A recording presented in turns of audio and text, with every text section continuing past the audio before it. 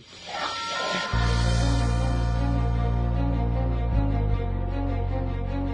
freaking out, man. You can't handle the truth. You can't handle the truth. What do all men with power want?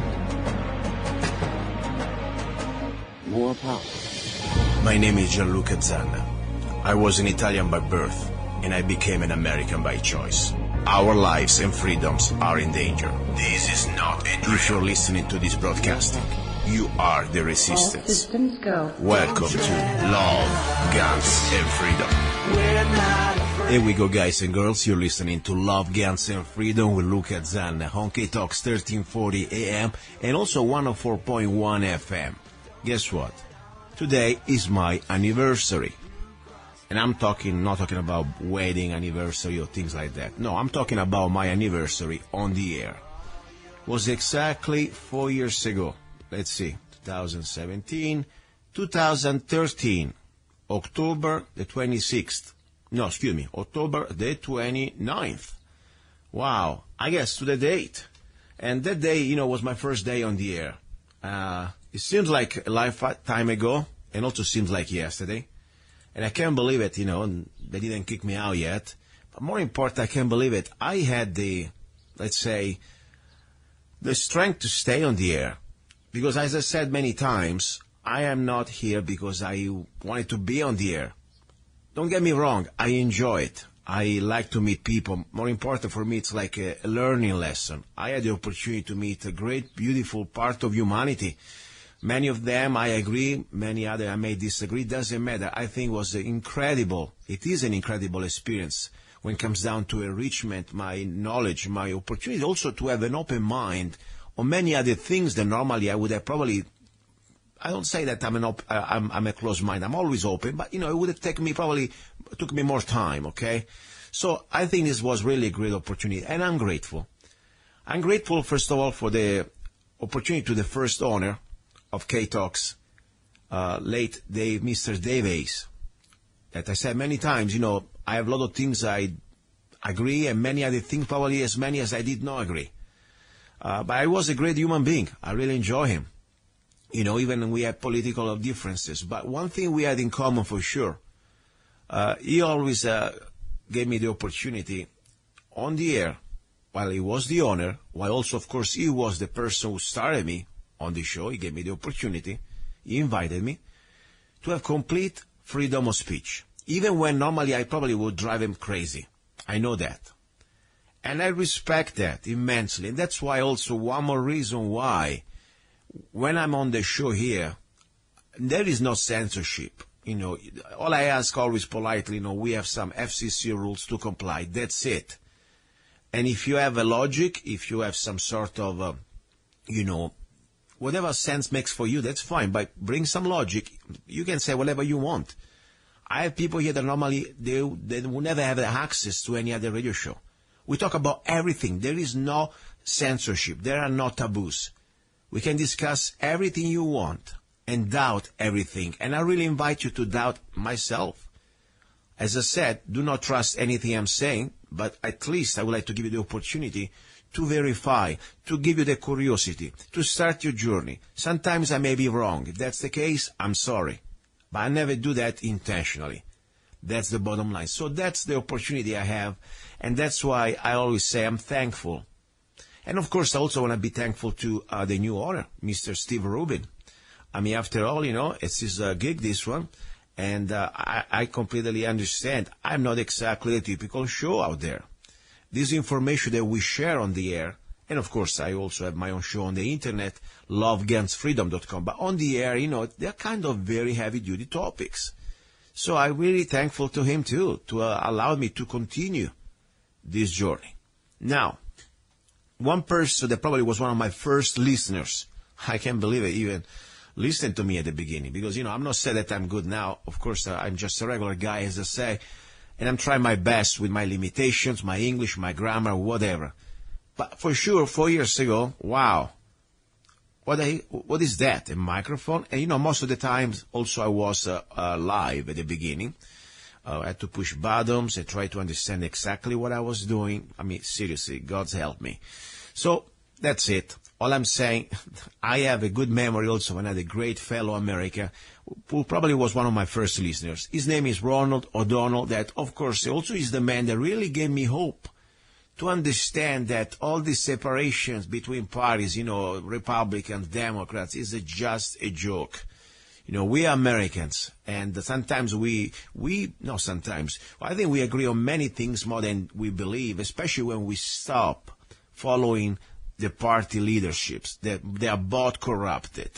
And during these 4 years, during this show, I learned, and I say, one thing I'm proud of, I was proud to burn my Republican card, membership card, your party affiliation card, whatever, registration card, I burn it. And I'm not saying that the Democrat better, no, exactly the same. They all led by the same elitist, the same New World Order, globalist agenda. Doesn't matter if you're the Clinton or the Bush. Doesn't matter if you are, what you want to get. All these Republicans with the Democrats, they're together. Few exceptions, of course. There are few exceptions. And let me tell you something. Ronald O'Donnell, he was one of the few exceptions in the Democratic Party. He was the man who completely said, no, I'm not going to bow down to Hillary Clinton. I'm not going to bow down to injustice. I'll stand for the truth. And even the whole party is going to gang against me, and I respected that so much. So anyway, let me bring him back, because every time I have Ronald, we always have some revelations, things that somehow they become almost mainstream after. When we come here on the show, we break news that normally most of the listeners, they may say, okay, you're crazy guys. Ronald O'Donnell from California, are you there? I sure am, and let me just say, congratulations on 4 years. I can't believe it either.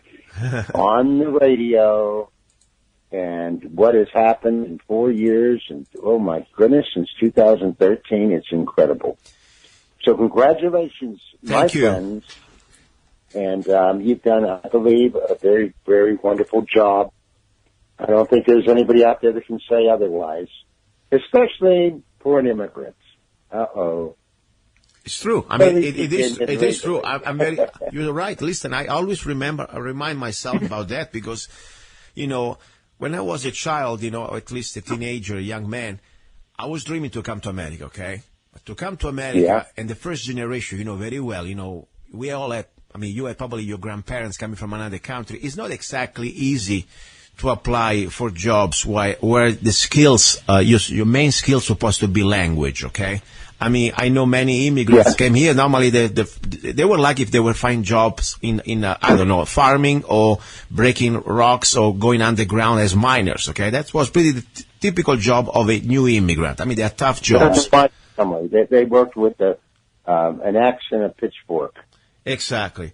So I am very pleased and thankful, because I'm not saying that I'm special, but I'm grateful that I had the opportunity to do things that I didn't have to break my back like many other, first-generation immigrants has to do. And to be on the air here, it's a privilege because, I realize myself, say, are you kidding me? Sometimes people cannot even understand me when I get tired at night in my own house. Okay, imagine on the radio with a microphone. So to being able to have somehow overcome my fears and my limitation with the language, to try to express my points in a semi-professional way, I guess, or at least as best I can do, I'm very grateful myself. Sometimes I couldn't believe it, especially when Dave Ace told me, honestly, I said, Dave, are you kidding me? You want me on the air for 2 hours, 3 hours? Sometimes my dog cannot understand me, okay? But he said, no, you're fine. Just keep doing it. Anyway, so that's, I say, speaking about listeners, you are probably one of my first listeners. Am I right or wrong? Absolutely. I just want to recall for the listening audience, just a little series of events of how I and you connected. I had no idea you had a radio show. I heard your song, Don't Tread on Us, and I was listening to it. I had a very sad moment in my life. I was very, very sad about things. And I remember, the first line, which started after a long trail of abuses and usurpations, however you want to pronounce it. Yes. We've lost our patience. Yeah. And I'm going, that's me. I mean, I heard that one loud and clear.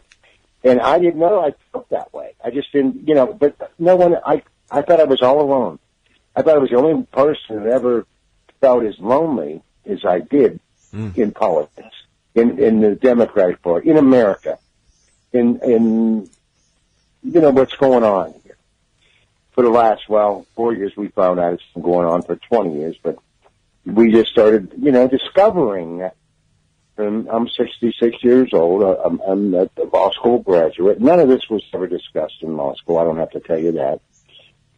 But then to be able to discover all this new information in the contacts that I made through your show, you wouldn't believe it, emails and situations and people in Kingman and people in Phoenix and people, and then, it just created a new world for me. Because when I found out I wasn't alone, there are other people suffering too. And not all of our causes are exactly identical, but they weren't Democrat and they weren't Republican. They weren't black. They weren't white. They weren't immigrants. They weren't, people that were born here. It all boiled down to basically a tyrannical government. Yes, it is true. It is. That's what we all had in common. It is true. Yeah. One thing I tell you, as I said before my little intro, I am very grateful to the show for the great opportunity to meet a great part of humanity that normally in my regular life here in the middle of the desert, I've never really met. I mean, people like yourself inspire me, made me understand, really how much we were trapped in I was never really a political guy, okay? Not political, a party guy. My oath was to the Republic and its Constitution and to America when I became a citizen. But still, I thought, okay, I'm a Republican. After all, they might be better than the other side. Guess what?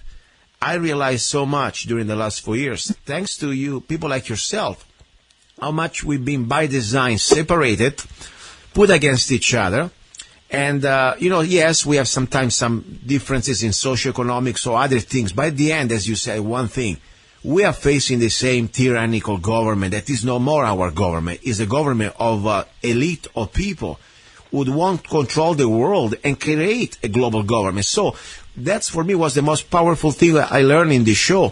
First of all, to stop thinking about parties, thinking about America and Americans, and then more important, completely say, screw you, party, you are a joke. Any party, I think we should start like you did. I'm so glad when you did the same job. You did not comply with the party's orders during the primaries. During, of course, you were probably the only Democrat, I guess, that didn't vote for Hillary at the final, election. At least many of you guys. But for sure, you were also an elected officials.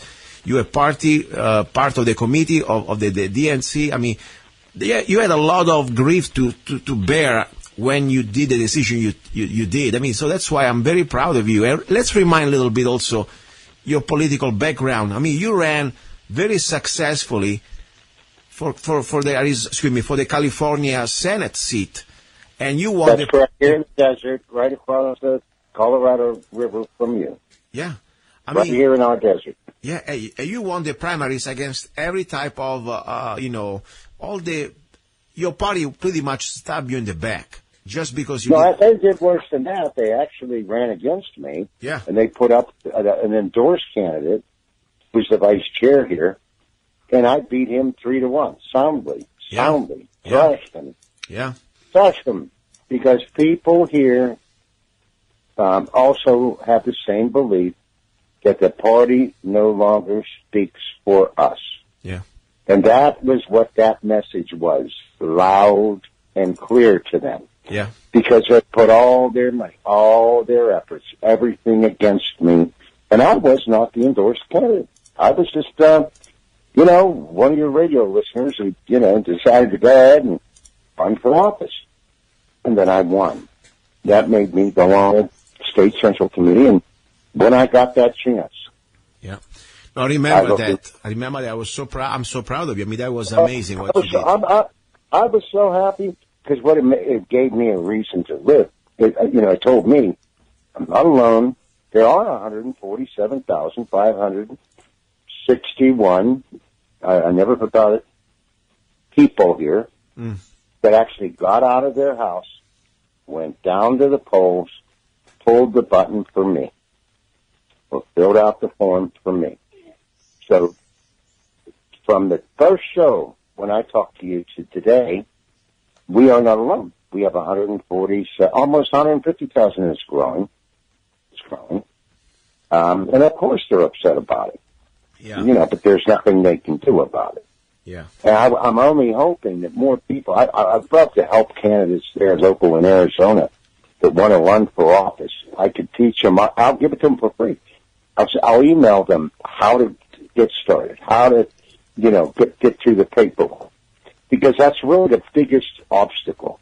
It's not magic. It's not somebody comes over and taps you on the shoulder and says, you're really the special person we need. No, it comes from your heart. And if you have a listener out there that wants to run for office and they need help, they're welcome to go ahead and email me personally. And I will get them the information they need, the forms to fill out for free, and help them with one condition. They have to be an American first and party second. Very good. I like that. I like that. American first and party second. Or second. Just later. Exactly. I don't care. Listen. Yeah, in the world of politics, yes. Yes. Let me ask you something. I was going to ask you something important. We talked just, I had you probably about a month ago or so, about a topic that was very important, especially for our area here in the high desert, Mohave County. There was the water, our water aquifer that, we are pretty lucky, or at least we've been pretty blessed here. We have the opportunity to have, even if we live in a high desert, we have a big aquifer underground. But, you brought the news just about probably a couple months ago almost, I guess, about this project, the cadiz-project, that, many people don't care because, after all, it is not in mainstream news yet. So, after all, don't get paranoid. Stop worrying about it. And I'm sure the government will take care of us. They're not going to allow that. And let's remind exactly what means this project and what exactly supposed to be happening. And now it's happening. It was on mainstream media, and the Trump administration, unfortunately, approved this project. Go ahead. Tell us a little bit what we talk about it. But here we go again. This is why I love you and I love your show. Because here we had, a little opportunity, and I'm telling the listeners, yes, there is government. There are people listening to this show. They had to have listened to it because just a month later, no one ever heard of cadiz until I brought it up here on your show for the very first time.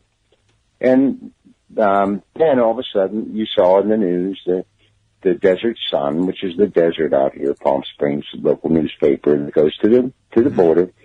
They did a report on it.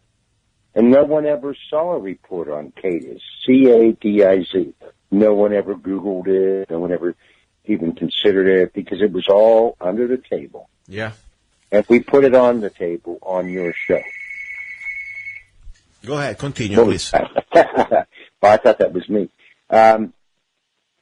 Now you see that the Trump administration, they just green-lighted the cadiz project for the water to be shipped. Their groundwater, our underground aquifer, which, by the way, for people that don't know, I didn't know, but that aquifer is the largest aquifer in North America continent. Wow. That's pretty interesting, but that's a fact. And they're planning on taking out about 18 billion gallons a year. Oh, my gosh. All right, that's a lot of gallons, yeah. Okay? So anyway, the Trump administration green lights the company's plan to pipe the water from the Mohave Desert to, basically L.A. Wow. And then some of it may go down to Orange County, but That's the plan. And it'll start with L.A., and then there probably won't be enough water. They'll have to get a bigger pipeline. But what it essentially means is, to our desert, and, we're both on one side and the other side of the Colorado River, we need to join together. Your politicians there need to start talking to me and the other politicians here and stop this. Yeah. We have to stop it. Now, I voted for Trump. It has nothing to do with that. I don't think he knows what the hell he's saying. I hope he doesn't. Okay? But we take 18 billion gallons of water out of the aquifer. Maybe not the first year, but the second year. You get down there, that's a lot of billions of gallons of water. And that underground lake has to start going down. So if you are having trouble water, through your water well now, wait till they start lowering the water level. What's that mean to the property owners? Exactly. No, listen, go ahead. I mean, this is pretty much scary because the idea, and if we look at the map, this is something people say is a conspiracy. It is not. A few years ago, 10 years ago. It's on the books now. Exactly. And another part of the conspiracy that is not, when I was talking about this to my friends and neighbors about 10 years ago, the magic word was Agenda 21. That now, by the way, became Agenda 2030. And if you don't know what it means, Google it. It's time you really, I've been talking so much. But let me give you the short story on the air. There is a global government who wants to control humanity. Simple as that. We are like cattle, okay? Cows, sheep, whatever you want to call it. To control humanity, you must control the resources. And among those, of course, water. Without water, you cannot live. So this is not more the time where they used to load you up, on the trailers, on the trucks, on the trains, and send you to the camps. Probably one day they will try again. But meanwhile, they have a more sophisticated way. Using and controlling the resources through regulations and through, of course, also the administration of them. For example, now in many parts of California, you cannot drill anymore a well. Forget about it. Slaves are no, they won't give you permission. No, slaves are not allowed to have well, like in many other parts of the world. For example, in Germany, you cannot even allow anymore to build a house. You live now in... They won't even let you collect rainwater here. Exactly. So that's the plan. Now, if you look at the original Agenda 21 map, okay, you can see exactly all this area that we look here and now where we are. Outside from the big cities, we are pretty much living in the wilderness compared to the big cities, okay? We are spread out. They do not want any type of human presence. That's the areas that normally they are somehow considered just for animals and wildlife. How do you think they're going to do that in 20, 30 years from now? Oh, simply, as I said, they need to destroy the property. And how you destroy the property? When there is no more water. If you need to one day, in 5 years from now, if you have no more access to regular water, yes, people, they will probably self-deport themselves and go to the big cities. That's what they want us to live. So we're going to be pretty much all, let's say, like almost a herd, all together on top of each other in these big multi-levels, micro apartments. That's the new model, about 250 feet, square feet. And of course, we will be controlled. No more communications like, transportation. We're all going to go by foot or by bus. And of course, no property rights because you have no property. You cannot even think about growing a little bit of greens or vegetables or having chickens because that's not going to happen. So that's the model. And I really believe what's happening here with these water projects, that's what they're trying to do. What do you think? Well, what I think, how about here's what I know. If you lower the water table, the trees around you will start dying. Yes. Because the roots cannot reach the water. That'll happen 18 billion gallons a year. I don't know, probably starting within the first year. So you'll start seeing slowly, but across the whole geography, trees and plants dying. And then along with that are the animals that are supported by those trees. the ecosystem will slowly begin to die, because the only thing that keeps an ecosystem alive is God's water. Yes. That He gave us as human beings, that we should respect and we should cherish. Because without water, we're dead. Ask anybody in Saudi Arabia that doesn't live in this city. That's why they call them oases there. But here, we have a thriving desert that has all kinds of potential. We can grow food on our land still. We can grow trees, and we can water our cattle.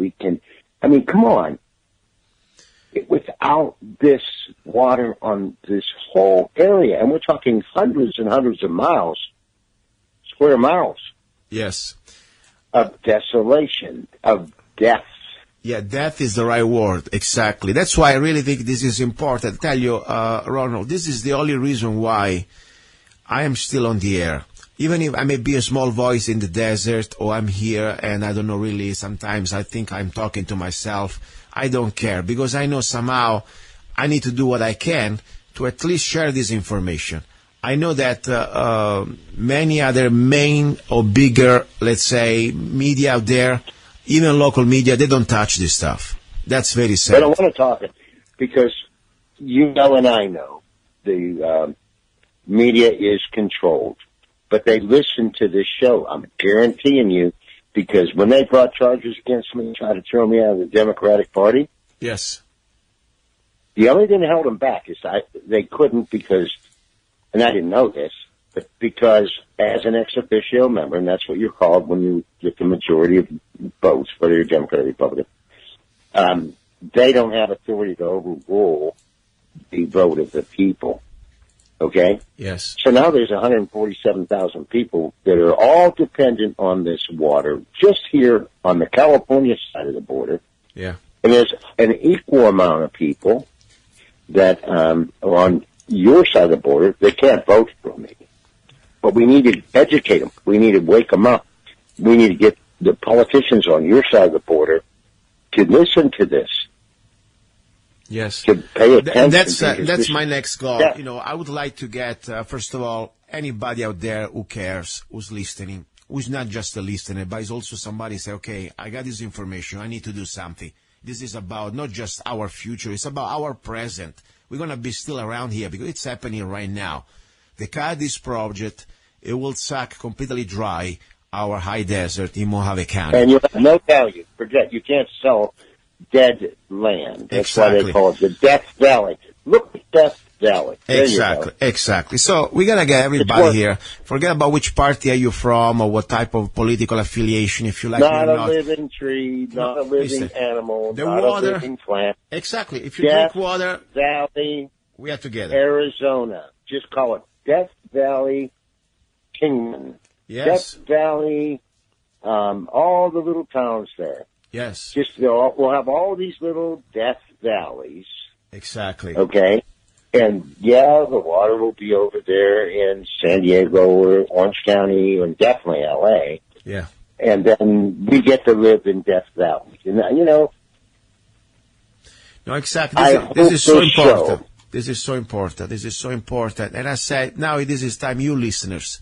You need to start to call I don't care if it's your city council, you start from there, your mayor, then your county supervisor, and then, of course, your Arizona state representative and senator, and then all the way up to the congressman and whatever senator you have. They need to know that we know. They need to know that they have no excuse for ignorance. Many of them may not even know what's going on. Maybe. We don't care. We need to educate them. And they need to do something. This is our water. I mean, we're not talking about just getting a couple, liters or gallons next door. This is about completely sucking us dry. Dead. That's it. We live in the desert. We don't live in an environment where we have mountains and, some sort of a rivers or things like that. So whatever we have in our aquifer, once it's gone, it's going to take a lot of time to be replenished.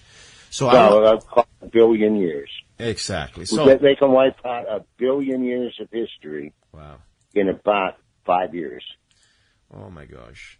Listen, we got because all you got to do is get the roots not to be able to reach their water. Yeah, it is true.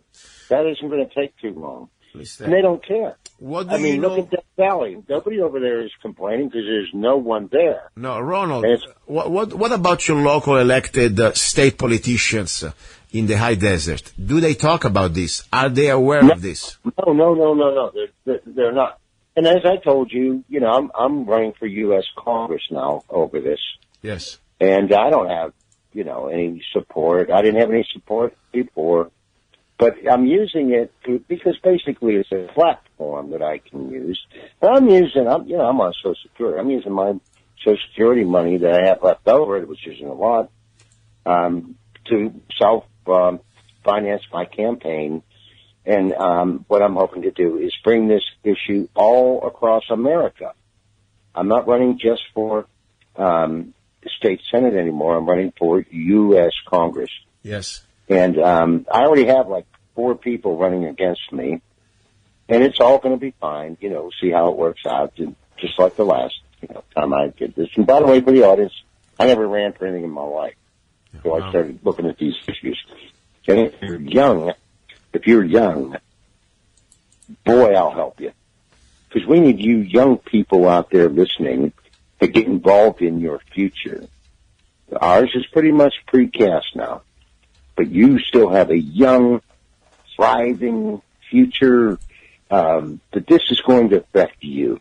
Yes. And if you want to fight and you want to, jump in and do something for yourself, for your loved ones, for your family, all you have to do is email me at foreclosureammunition@gmail.com. Then I'll have you, and I'll see your email, and I'll respond to you what you need to fight back, what you need to get involved in this political world that we're all seeing. And the younger the better. I don't care if you're 21 and you're thinking, I can't find a job. I'm in college, and jobs are scarce, and there weren't a whole lot of people interested in, my particular field right now anyway. Maybe this might be a career path that I may want to choose to follow. That's a guy I want to bring in. Somebody 75 years old, it's not going to help. The young guy, the young woman, the young person that really wants to make a difference and preserve our desert for their kids and for their posterity. And that's all I'm trying to do here. Yes. Because this is what this show's about. This is what Love, Guns, and Freedom is about. This is about freedom, not just for us, but for our posterity, for our American dream, for our American citizens, to our American flag. We don't take the knee for nobody, especially at a football game. We stand up proud, pledge allegiance to this United States of America, and we respect and obey our laws. And if we don't like a law, this is how we change them. If we don't like a law, we get together and we change that law. But to stand back and complain about it is doing no one any good. I finally found out, too late in life, I should have been doing this when I was 21. I'm looking for those young people who don't have an avenue.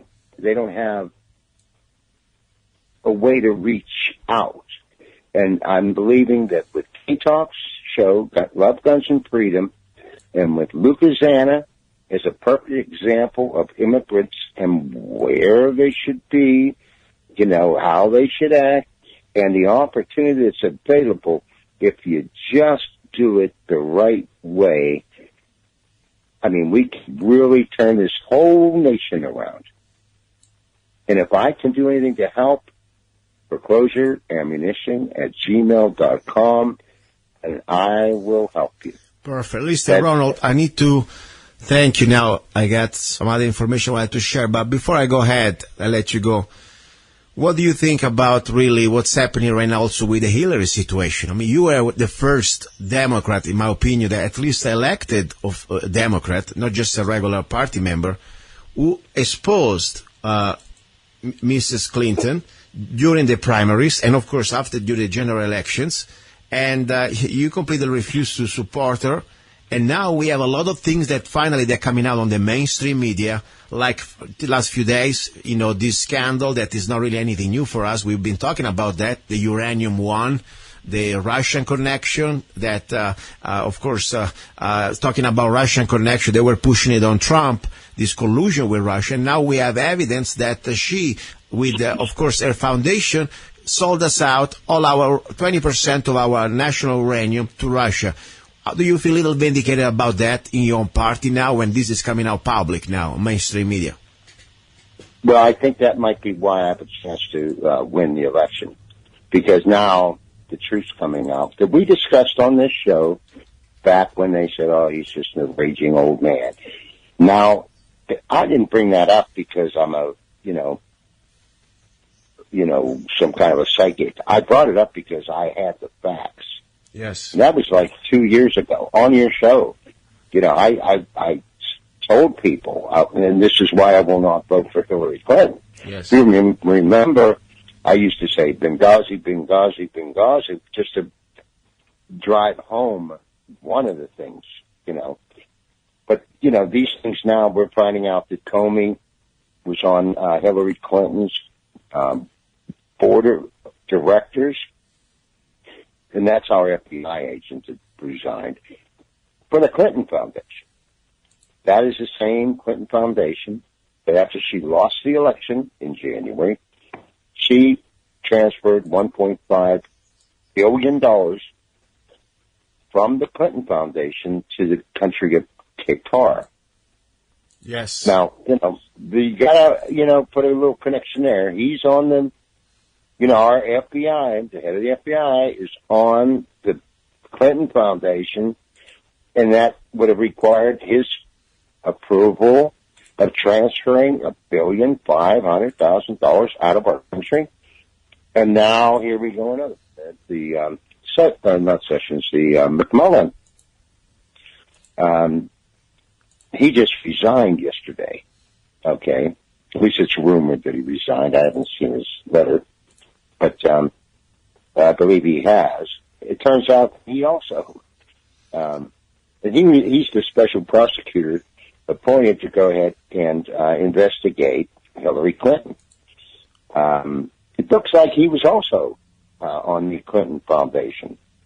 And what's happening, and that's why they're so desperate and panicking there, and that's why they've done all the cover-ups and the murders, because this is really the destruction of the Democratic Party control that they've held for 20 years there in Washington, D.C., and it turns out that there's even Republicans that are involved. In other words, they're not party preference either.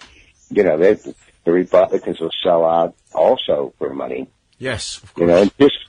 These things we discussed on the show then, over the last 4 years. And again, this being your, 4th year anniversary, I wish you at least another 4 years, and great hopes and great things, and unifying as only you can do, Zanna, our Americans here in our desert, regardless if you're on the California side or the Arizona side of this border, to unite. And I want the listeners that are listening to this aspect of this show, if you ask yourself, well, what can I do? Well, I'll tell you what you can do. You can go ahead and share this link of this show to anyone you know. If you know 4 or 5 people, and then ask them to share the link to Love, Guns, and Freedom radio show. And them to ask them to share the link and within a day or two, you could have 100,000 people listening to the show. But it's starting with our core audience, the people that have, you've helped a lot of people. And, I'm asking the people that have gained anything from this show. And I could name right now, I know 10 people that I'm talking to right now. I want those 10 people to share this show with 10 more. And then ask them to do the same. And the numbers will be there. So you're not hopeless out there, people. You're not worthless. You can do in your spare time, right on the computer, you can share the show to hundreds and thousands of people across the United States of America, across the world, with no effort, no money out of your pocket, no time invested. Just every once in a while, you just hold on to that show and you just go ahead and just share it. You can share it public. You can share it private. You can share it. But could you imagine how we could change the world if just this core base of listeners would grab onto this topic and just share the Love, Guns, and Freedom radio show across this country? That's what it's going to take. Yes, listen. We can't do this ourselves. We cannot do this ourselves. Thank you. Janet cannot do this. I agree, Ronald. Sometimes I really feel a little bit overwhelmed, but it is true. We got to get help. At the same time, we lead with our example. Listen, thank you for everything, and thank you for your example, okay, and for taking the time to still, be into a fight. After all, right now you could say, after all, you could just retire and enjoy your life. Instead, you're here, you're still taking the hit and fighting for our common goal of freedom. Ronald, thank you. I'll keep you posted. Please do not go away. Stay 1 second before I close this segment. Okay, stay there. Okay, listen, little break, then we continue with the first hour. This is luca-zanna. You're listening to Love, Guns, and Freedom. This is my 4th year anniversary on the air. Thank you for everybody for listening, for the patience to putting up with me, and also for your support. Do not go away. You're listening to Love, Guns, and Freedom with luca-zanna.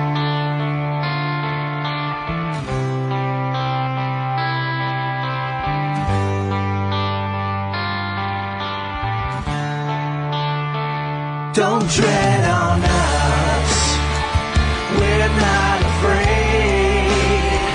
You work for us, we're not your slaves. Don't tread on us, you cross the line. Soon you will pay for all your crimes. After a long train of abusive and dissipation, now we've lost our patience. Yeah, you're trying to kill our Constitution, to kill our pride. Now the wood is dry. Yeah. Don't tread on us, we're not afraid.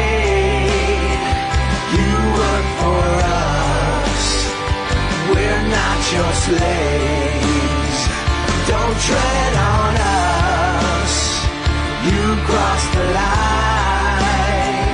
Soon you will pay for all your crimes. You keep on pushing us into desperation. You lonely few, our determination, yeah. It's been way too long since the last time, 1776. Now we're done with your tricks. Yeah, don't tread on us. Don't tread on us. We're not afraid. You work for us. We're not your slaves. Don't tread on us. You cross the line. Soon you will pay for all your crimes. Don't tread on us. Don't tread on us.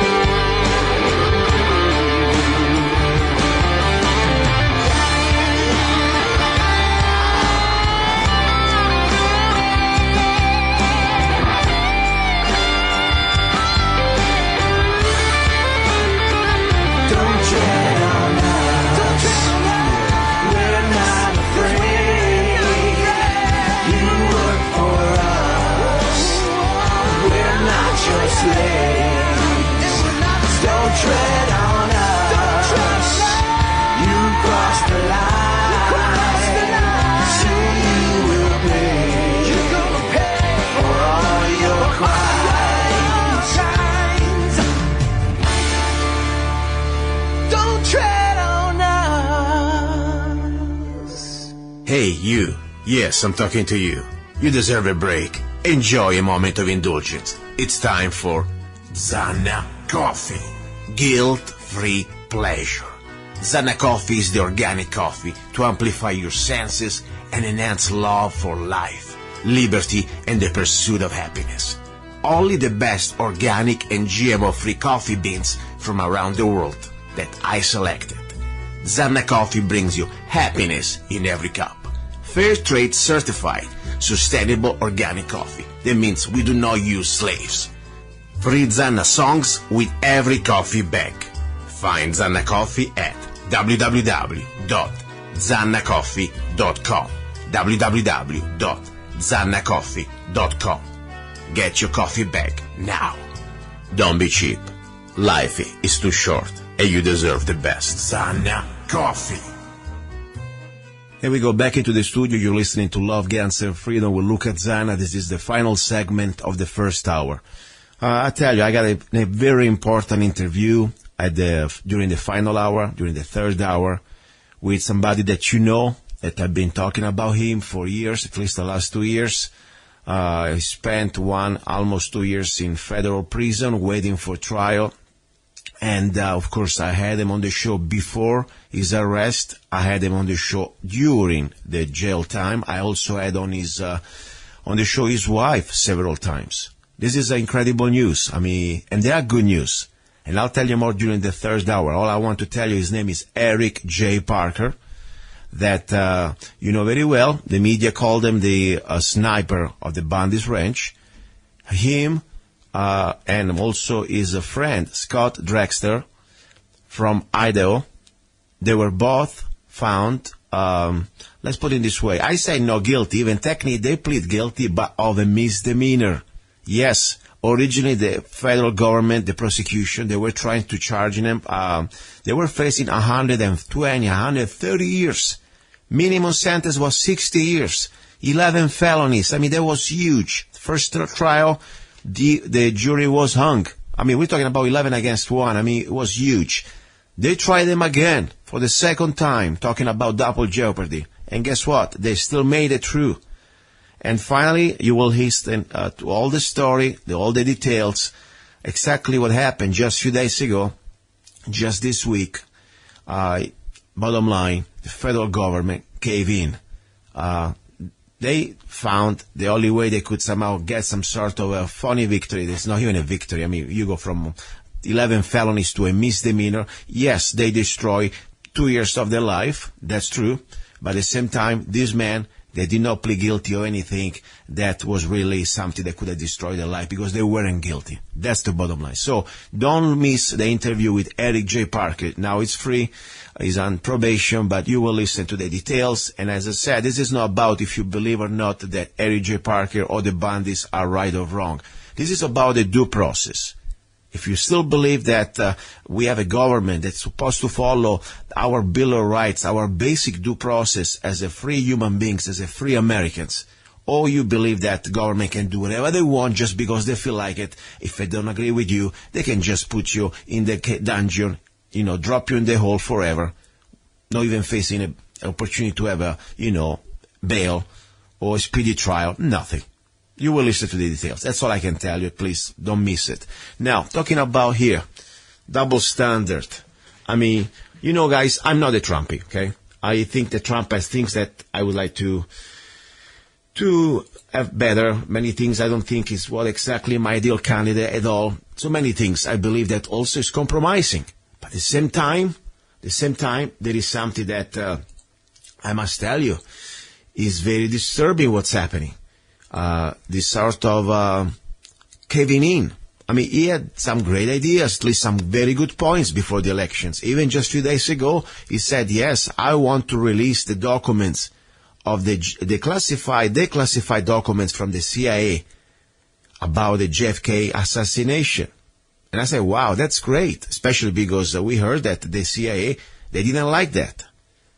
And then today, of course, a few days ago, no, sorry, we cannot do it all. Not right now.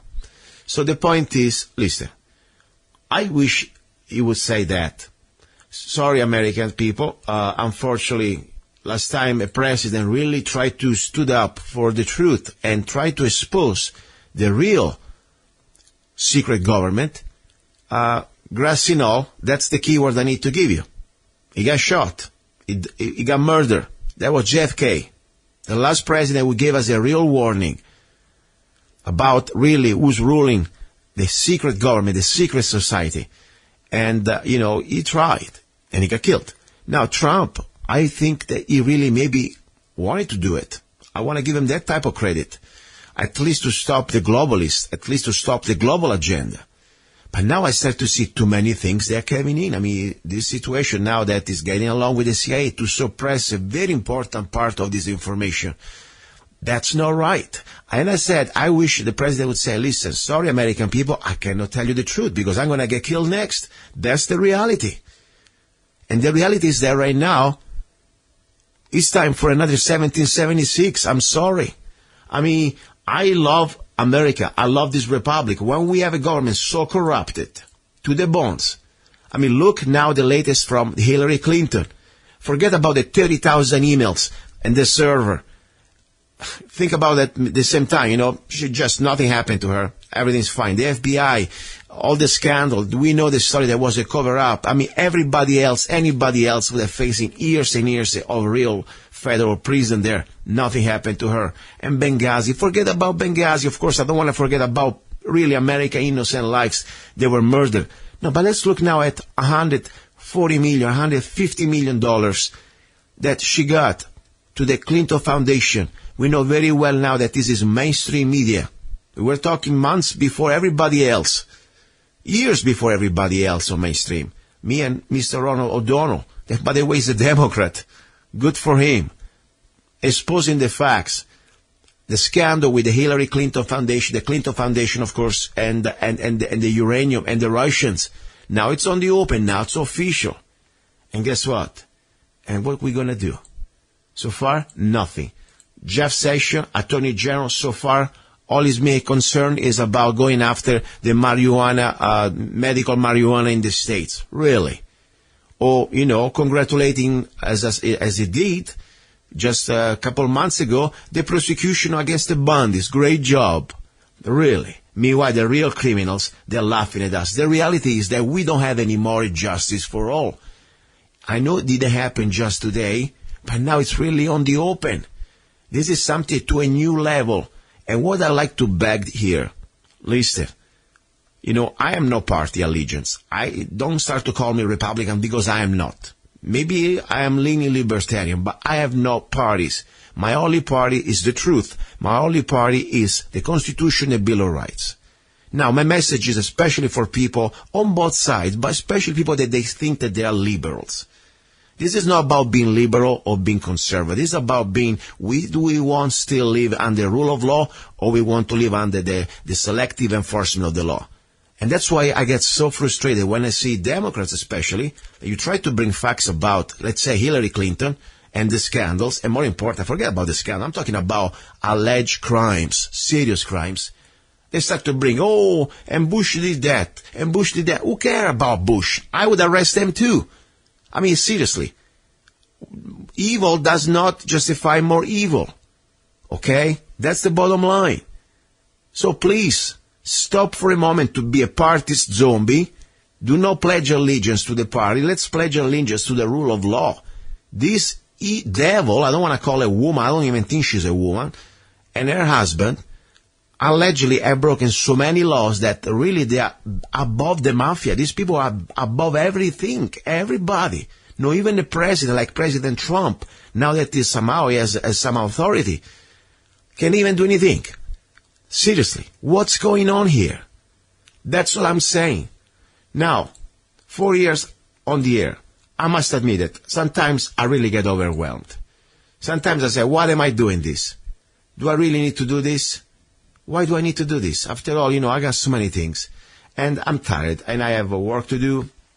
As I said, a lot of responsibility, and things that I enjoy doing, don't get me wrong.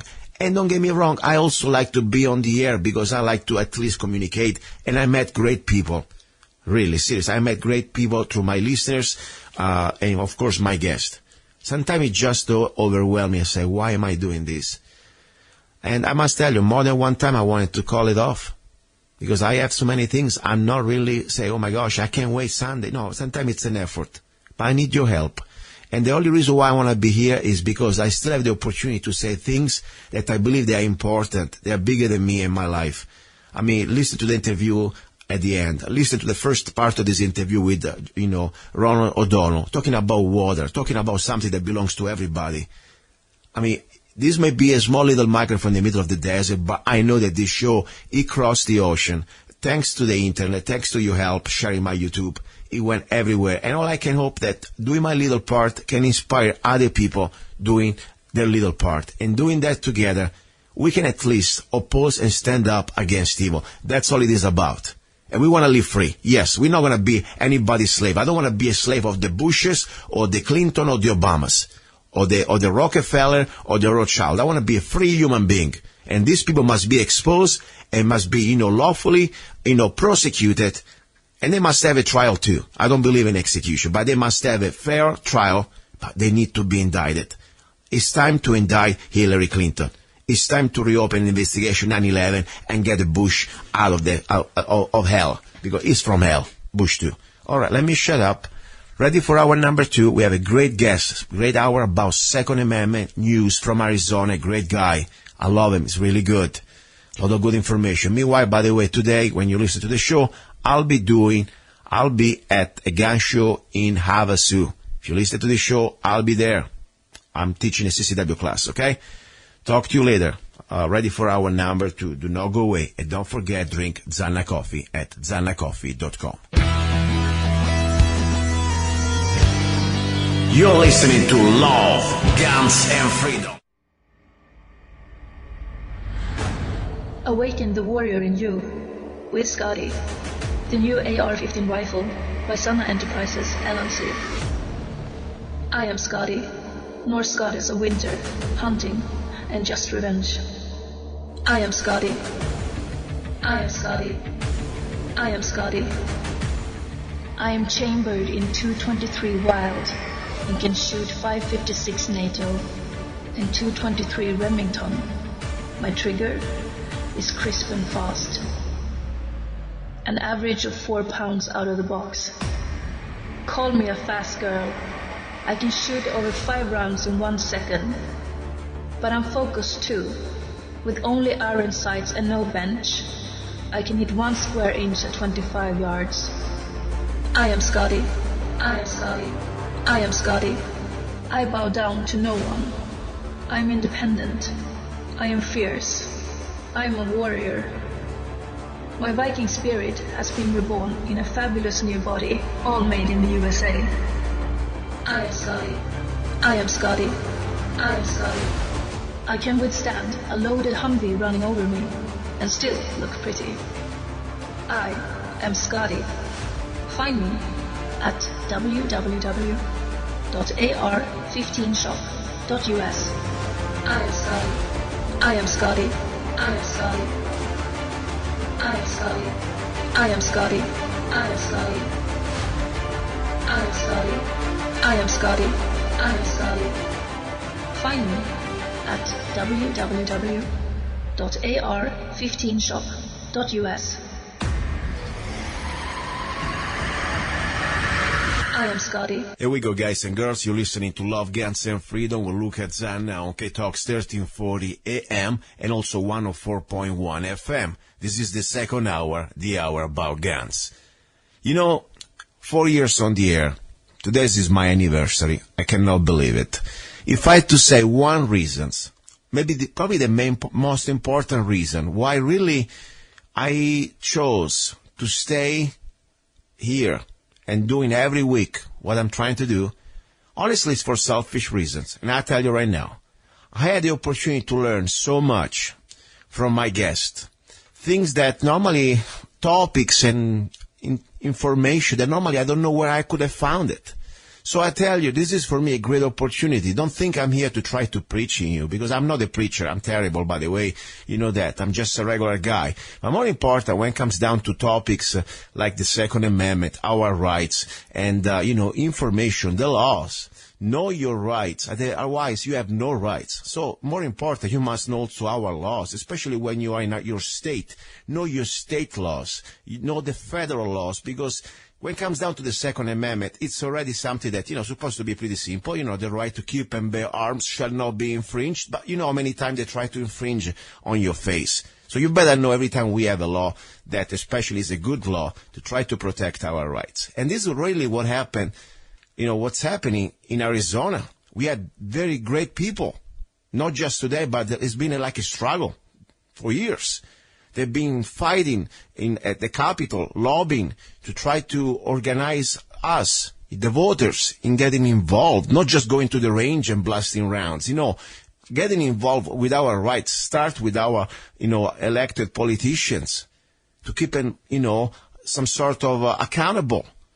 So that's very important. That's why one of the first things I did when I came to Arizona, I joined an organization that I think for me it is the best, the Arizona Citizen Defense League. And just a few years ago, I became a lifetime member. And I tell you, this is a real group of real people that are not just some people that they have, the suit to go there and they become CEO, this sort of humongous organizations.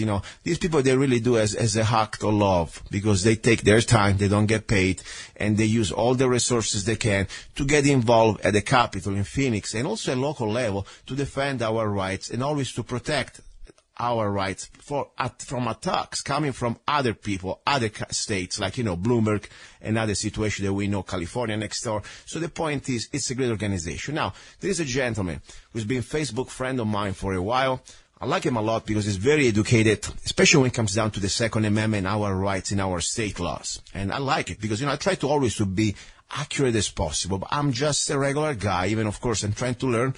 And also I do different things now, like I give, Arizona CCW permit classes, stuff like that. But, there's always something new to learn. And I really like this guy because it's so much, it's a gold mine of information.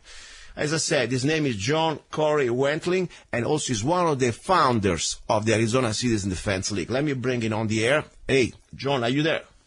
I'm here, Luca. Good afternoon. Good afternoon. And by the way, John, please introduce yourself a little bit. We never had a chance to talk really on the phone. Who are you? Where are you from? And when did you come to Arizona? My name's John Wentling. I'm one of the original founding members of the Arizona Citizens Defense League. Mm-hmm. I've been in Arizona a little over 35 years now, originally from Brooklyn, New York. Yeah, I can hear from your accent. As I said, still you have a good British accent like mine. Well, when I put it on, yeah. Yeah. Anyway, we are British. Got to kind of turn it off a little bit, depending on what you're doing, you know what I mean? Wow. If I can ask, because I'm always fascinated, the States, for me, especially when I came to America, Italy is big, but not as big, of course. And when the idea of states, with their own laws, you can be tired of a state and you go to another state. That's what I really like also of America. You can have a different environment. I mean, as a young man, you told me that, I don't know exactly how old you are, but, you were a young man when you came to Arizona. Am I right? How old you were? Well, I was younger. I've been here longer than I was in New York. Okay. I'm 60 years old now. Okay. I came here when I was 24. So you're a young man. I mean, it's a big, especially then, I'm sure, leaving behind all your friends, your neighbors. I mean, what was the motivation to bring you to Arizona from a big city like New York? Well, as my colleague and I, my buddy Dave, and I like to joke, we're political refugees. Yeah. We escaped an oppressive state and local government, that denied you your rights. I mean, you have the right to breastfeed on the subway in public, but you don't have a right to defend yourself. It just, it's just nonsense. You know what I mean? Wow, interesting. Because, I thought sometimes just me living in Italy for the same reason, that's pretty much the idea,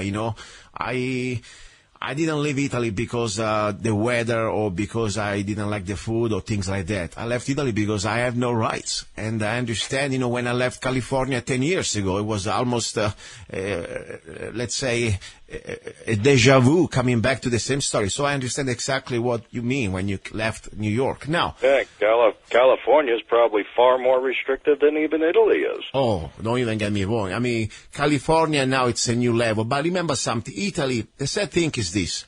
In America, every state, they let their politicians go crazy. But on paper, our founding fathers gave us that document that it doesn't give us rights, but reminds us that we have rights. So the point is different, because from here, I don't care which state, every United States state, of this union, they have it in our birthright as Americans, that you have right. In Europe, like Italy, for example, you never had that.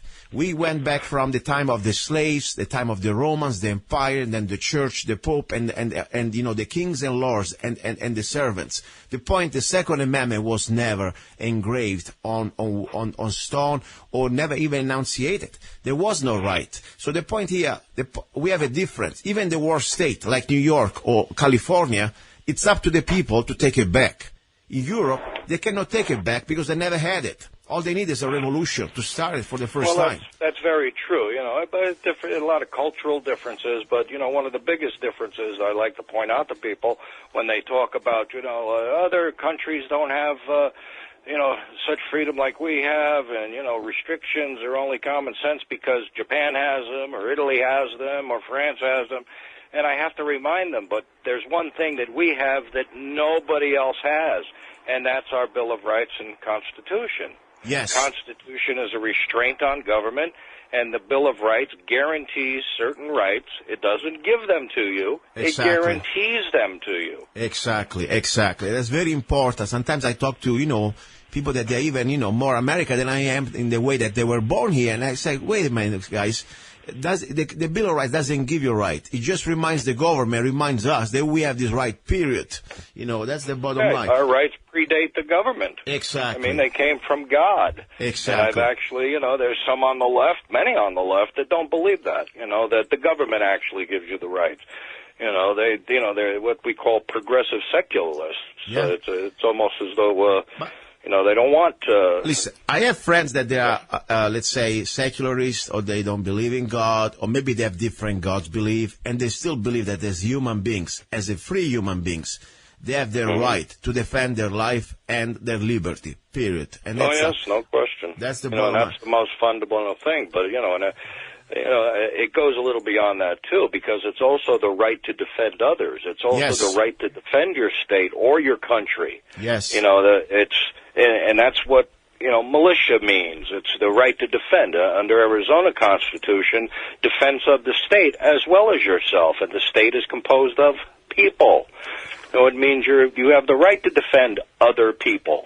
Yes, and by the way, not just the institution. Correct me if I'm wrong, people. John. Correct me if I'm wrong. One thing that I read in the Arizona Constitution a few times, that everybody between the age 18 and 45, if I well remember, is automatically 17. Excuse me, you're right. Is automatically part of the Arizona militia. Am I right? Yeah, technically that would be true. There's some conflict in the Constitution itself. That's actually what the composition of the militia would be. What would be considered the unorganized militia, as compared to the organized militia, which would be the National Guard. Yes. Which, since 1913, I believe, I can't think of the name of the congressman who the law is named after, but basically federalized the National Guard. So you can't really say they're the state organized militia anymore, because the federal government can take them over. Yeah. So we're actually we're the militia. Exactly. Each and every one of us. Exactly. And, with other things, there's no age limit. It's those that are capable, those that are willing. Exactly. You said the right word, willing and capable, because after all, nobody's going to tell me if I am 90 and if I still have the love and the strength in my blood, if I want to defend this country. Nobody's going to say, wait a second, you got just, 1 year too old, or maybe you are too old. It's the way. Exactly. Also I was. Well, yeah, and that would also conflict with, anti-discrimination, things of that nature. So, yes. You got to throw it back in their face. They don't want the discrimination. Well, you can't discriminate members of the militia, Exactly. It says 45, but that's discriminatory. I agree. And by the way, by their own, way of thinking. Exactly. One thing I want to remind, everybody out there that maybe they've been brainwashed by the media and by the government propaganda. Every time you use the word militia, they think, oh my gosh, this person is going to have children for breakfast. It's an evil person, must be a right-wing neo-Nazi. Wait a second. Militia. If it wasn't for the militia, right now we will be still under the Commonwealth and most important under the British Crown. I mean, this is being our blood of our militiamen, our regular people, men and women too in some ways. You know, they fought along with the militia. And that was our strength, because it was the idea of the citizen soldier, not the professional mercenary. We love our country and we do our life. We work, during the day, whatever trade you have, but then you have the commitment, not paid commitment, at least beside the basic things they may be able sometimes to give you extra, but most of it, you need to take care of yourself. You need to be ready. And that's what exactly how this country was created, with the militia. And I feel so sorry when I see all these, media, and then of course the people following up like parrots. You mention the word militia, they look at you like they're going to call the FBI on you immediately. Instead, well, that's because of the negative connotations that they've been printing in the paper and talking about forever. That's part of the process, is to demonize things. Exactly. In Russia, for instance, you know what the police are referred to as? Tell me. Militia. Oh gosh, yeah. Interesting. So the Moscow Police Department are often referred to as militia. Militia, okay, interesting. I didn't know that. You're Italian. What's militia mean? La milizia. You know what I mean? No, it's true. It's very true, by the way. The milizia. And the carabinieri, in it Italy, all goes down to this. Well, carabinieri is different. If I really would like to get the militia, probably in Italy I would get the police, because technically, in Italy, they have, I don't have anymore, thank God, they have two different type of branches, okay?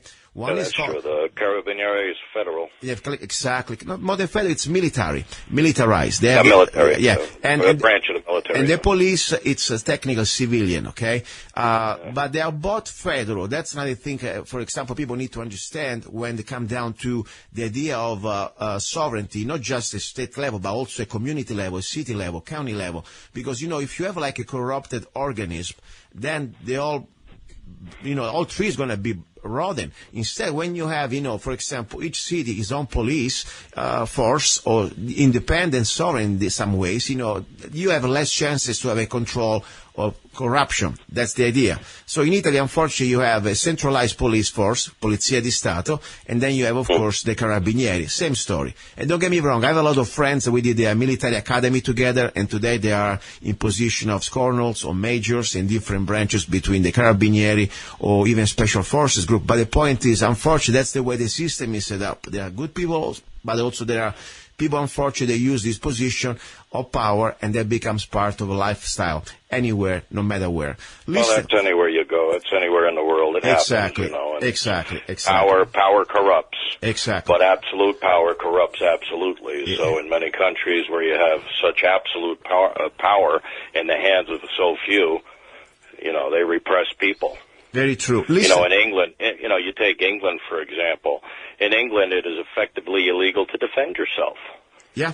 If you were walking down the street in London with a screwdriver in your hand or in your pocket, innocently, you're going to go fix something, you'd stop and question you. Oh, yeah. Whether you're going to use that screwdriver to defend yourself or assault somebody. Yeah, but no, even if you're in your home, they say, think Europe, not just England, but also Italy, I can tell you. Forget about going out with a screwdriver in your pocket. You're in your home, your castle. That's something coming back to the common law, okay? Even for the time of kings and lords, still there was this common law that the man in his own home is like living in his own castle, at least. He's supposed to have the right to defend himself. Guess Absolutely. what? In Europe now, not even that anymore. I mean, there are cases of home invasions. Well, that's also England. Yeah. There was a story of a farmer. He was, he's 100 miles from civilization. The closest police are, 50 miles away, and he was burglarized multiple times. Well, one time he got burglarized, and he took out his shotgun, and he shot one of the burglars. He's all by himself, or him and his wife, and they break in his house, and he's there. You have to assume that, Had he tried to stop them from burglarizing, they might have hurt him. So he shot one of them, and he was tried and convicted. Wow. This is and that's where and England has just tumbled from there. So it's effectively illegal to defend yourself in England. Exactly. This is the truth, and that's why I really believe in Arizona. We need to always keep the guard high and never take it for granted, because I know many people think, we live in Arizona, we're okay here. No, nothing, probably most far from the truth, because yes, we are the best state right now, in my opinion, according also guns and ammo, I guess, for 3 years in a row. I don't know last year what happened, but we're the number one state when it comes down to gun rights. But people need to understand this doesn't happen just because we are in Arizona. This happens because people like you and other people, that we keep fighting at political level to keep preserve this right, because this state is under attack. That's absolutely true. It's taken a tremendous amount of work to make our laws better and more pro citizen. And that's part. It's not just keeping politicians accountable. It's also advising them and educating them. Mm-hmm. Because even some of the most stalwart conservatives, they sometimes misunderstand how things are or should be, or a proper reading of how things work. Yeah. But yeah, you have to take precautions. And people say, with rights come responsibilities. That's absolutely correct. You can't just walk down the street with a gun and start shooting people. Yeah.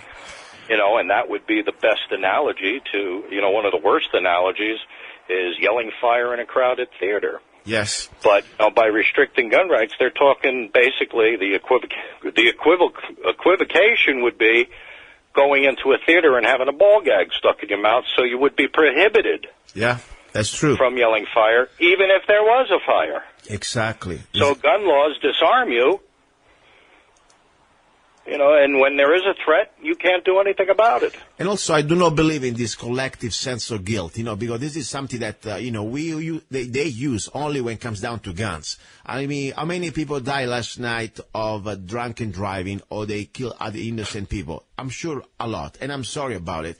But it wasn't my fault. It wasn't your fault. The point is, if somebody commits a crime using a tool that could be a hammer, or could be a gun, or could be a car, we should not be penalized. And I don't feel 1 inch of guilt. That's the bottom line. I didn't do it. That's absolutely true. Well, okay. More people are killed with hands and feet than are killed with guns. Exactly. Now, more people are beaten to death. What we are facing here right now, I'm really concerned. In the next few months, because people think we have Trump at the helm, President Trump, and we should be fine. Don't worry about whatever they try to come through, with the new pieces of legislation. But I believe, unfortunately, this is very far from truth, because people are getting relaxed and they think we are safe. Instead, we are not, in my opinion. I mean, after this Las Vegas shooting, regardless exactly how it went down, I have my opinion, but at this point, that's not the focus, unless you want to tell me something about that you think about it.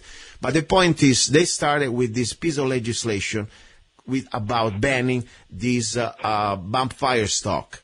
That I said in my last show, I don't care about the bump fire, but it is my right if I want it or not. This is not about the bump fire. It's about how they start to infringe on our rights. That next time could be the magazine, because the bill states... It's an incremental thing. Exactly. Absolutely. Have to be vigilant against incrementalism. They've for years they've taken an inch, which turned out to be miles. Yeah. And we gave it to them because these were reasonable. And there's nothing reasonable about gun control, nothing at all, because the ultimate goal, and they've admitted it many times, that their ultimate goal is registration, even confiscation. Exactly. They want civilian disarmament. They only want the police and military to have guns.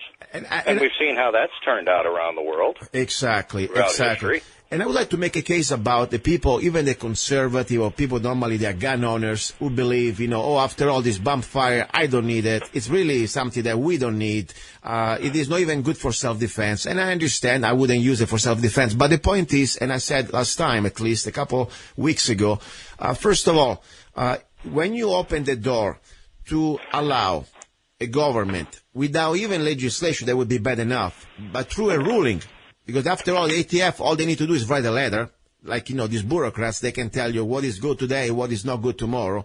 That's very scary, because that's the way they're trying to push it, especially the NRA now. They don't want to put it on vote. They want to go through the ATF. But my point is, according to this type of language that they are using, anything that could somehow make a rifle faster, they could somehow ban it. Because if they go along with the bump fire, the language says, correct me if I'm wrong, everything that could make the rifle firing faster. I mean, a 30 rounds magazine, I'm sure, makes your rifle, especially if you got a good trigger control, shooting faster than if you have a black powder musket. So if they can go along with yes, no question. That's a good analogy, Luca. Very good analogy. Difference between a modern rifle and a musket. Yeah. I mean, that's absolutely a great analogy. The language is scary, because everything makes my rifle faster. I mean, it could be the next time, a better trigger, a more polished trigger. I mean, if I polish my trigger to 4 pounds, it's better than 8 pounds. So, yeah, I can shoot faster. Or even a 1 pound. I mean, exactly. But bump fire stocks, we both know, are very, they reduce the accuracy. Yeah. They're very inaccurate. I mean, people have shown that you can do the same, basically have the same effect with a rubber band. Exactly. And by the way, another thing scares the hell out of me, the idea that they want to push that not only they want to restrict the sales, but they also want to restrict the ownership after you already bought it. Because if they really think they can go along with that, that's called a robbery. You cannot just deprive me of something that I paid, and you want to confiscate it from me, especially when retroactively, you're doing that. And when the time of the sales happened, it was legal. I mean, that's exactly against the principles of every free country and every type of things that we're supposed to have in our due process, in our Bill of Rights. Don't you think that's... Well, no question about it. Yeah. No question about it. That's, those kind of laws are just totally unconstitutional. Yeah. And that's what California did. Yeah. People had to turn in their so-called large capacity magazines, and they're not. Those are standard magazines. A 20-round magazine comes with an AR-15. Yeah, exactly. And you know what they said? So limited it to 10, that's an artificial limit. Yeah. And, somebody that's adept at it or practices a little bit can swap out magazines in a split second. Yeah. And the thing so is, it doesn't make a difference. Exactly. I mean, you look at the Clinton assault weapon ban over 10 years, it did absolutely nothing. Absolutely nothing. There was zero effect. Well, one thing it did, it created like a black market for things, and the price of a 30 rounds beat up magazine, if you could buy used, was like $100. If you wanted to risk the law, okay? I mean, well, don't forget, heroin's illegal too. Yeah, exactly. Cocaine's illegal too. Yeah. No, that's very true. Marijuana's illegal too. It's true. It is true. Listen, but there doesn't seem to be any shortage of any of them anywhere. In fact, over the last 30 years, heroin's gotten better quality, and more. There's more of it. It's cheaper, so there's more of it, and the quality's much higher than it was 30 years ago. So yeah, they're doing a great job banning heroin. Yeah. Well, it's when they outlaw a gun, all they do is create outlaws. Yeah, and create a black market with going to be also more expensive. I mean, the price going to go up. Whatever you have is going to be much more expensive on the black market. That's how the mafia also made their money during the prohibition and everything else. Talking about Arizona, because as I said, every year, guys, I read your newsletters, and there is so much you're doing. Sometimes I would like to speak more and more about the accomplishment and also about what you're trying to save, defend us from the next round of attack.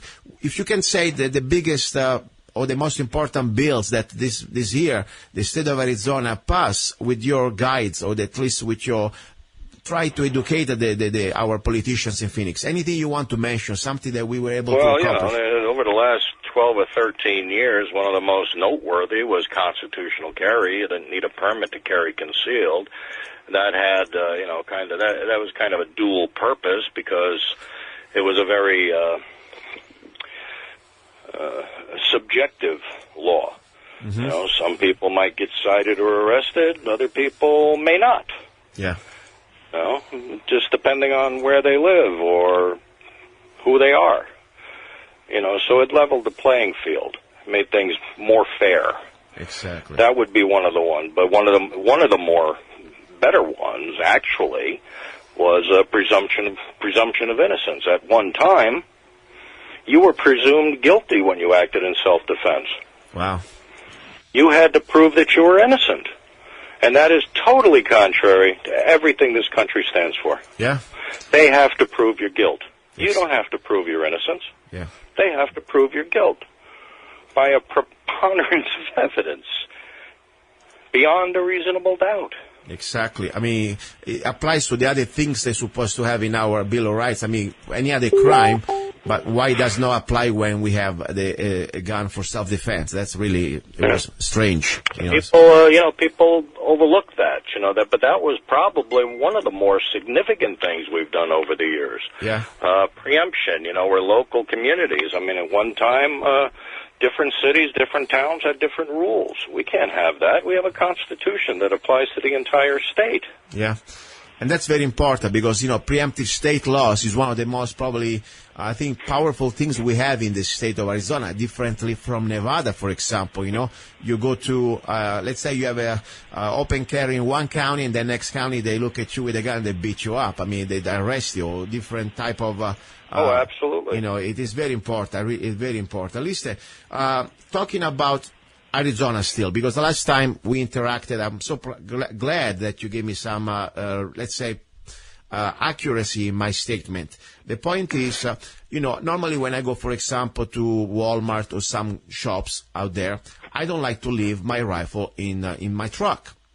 People say, what? You carry a rifle with you? Yes, I carry my rifle with me, and that's my business. First of all, I carry my rifle, period, because my gun is just my side firearm. But regardless, I don't want to leave my rifle in the truck. So what do? I try to be always, of course, polite and have some etiquette, okay? I don't want to freak people out. So like I would carry my gun in my holster, and normally I carry my gun concealed, of course, just because I like it for tactical advantage. My rifle, I cannot conceal it, so I have a nice cupboard. And I put it, of course, pointed in a safe direction. And normally I put it in my cart, a shopping cart, facing the barrel down. So nobody really can see that, oh, my gosh, you're going to do a robbery. Because normally I carry my cart full of merchandise. And, of course, I got my rifle there. And the average person here in Arizona, especially northwest Arizona, honestly, they smile at me. They couldn't care less, okay? But once in a while, we got some tourists or people maybe coming from California or some other places, I don't know. So happened to me a few weeks ago when I posted my little photo out there that while I was shopping at Walmart for toilet paper and some ammunition at the sports and goods department, I was approached by this lady who was also the assistant manager. And I was surrounded by about probably 3 or 4 other Walmart employees.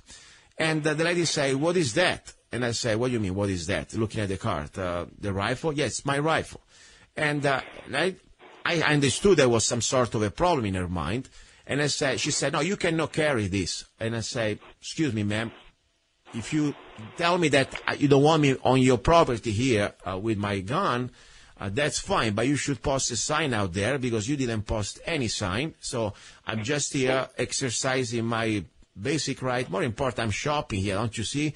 But what is your point, I said. Why are you saying that to me?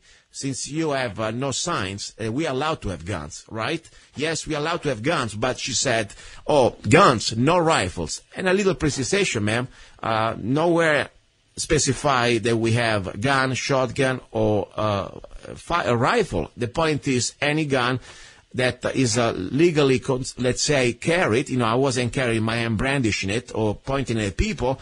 It's fine. So that's the point. And more important, I said, why are you picking on me? And she said, oh, we have a customer that he was feeling very nervous and was afraid. And I said, you know what? I'm sorry for your customer, but at that point, he needs some help. And tell him to find some help. But I thought I asked her, I know. I remember you posting that. And one thing I was saying, thank God there was this assistant of the assistant manager that pretty much said, I said, listen, I want to know, you want me to leave? I will leave right now, but I want to be on record. You're picking on me because you have no right to do that since you didn't post any sign, and you just discriminating me because you don't like my rifle. That's the bottom line. Because she said that guns are fine, handguns. So anyway, and the guy said, no, he's right. I mean, talking about me. So my point was, I would like to talk a little bit with you, because you're very educated, I like that, and accurate, about the laws that we have in our state when it comes down to private property, number one, and number two, also when it comes down to trespassing on private property, and also when it comes down to establishment who serves alcohol, because that's something new that we had just recently.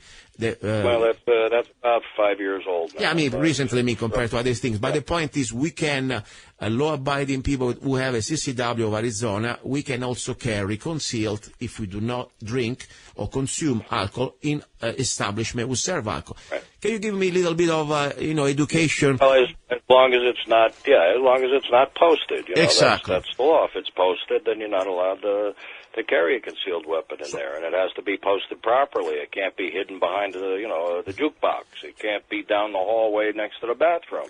It has to be where people can see it. I believe the law actually calls for it to be within 20 feet of the liquor license, which has to be posted conspicuously where people can see it. And there's basic laws that go back, decades that say that signs like any sign has to be conspicuous, has to be legible. If it's written in crayon, scribbled by a 3-year-old, it may not be legitimate. You know what I mean? Because if people can't read it, how can you comply with it? So let's start from the basic. This is just also following the logic, supposedly.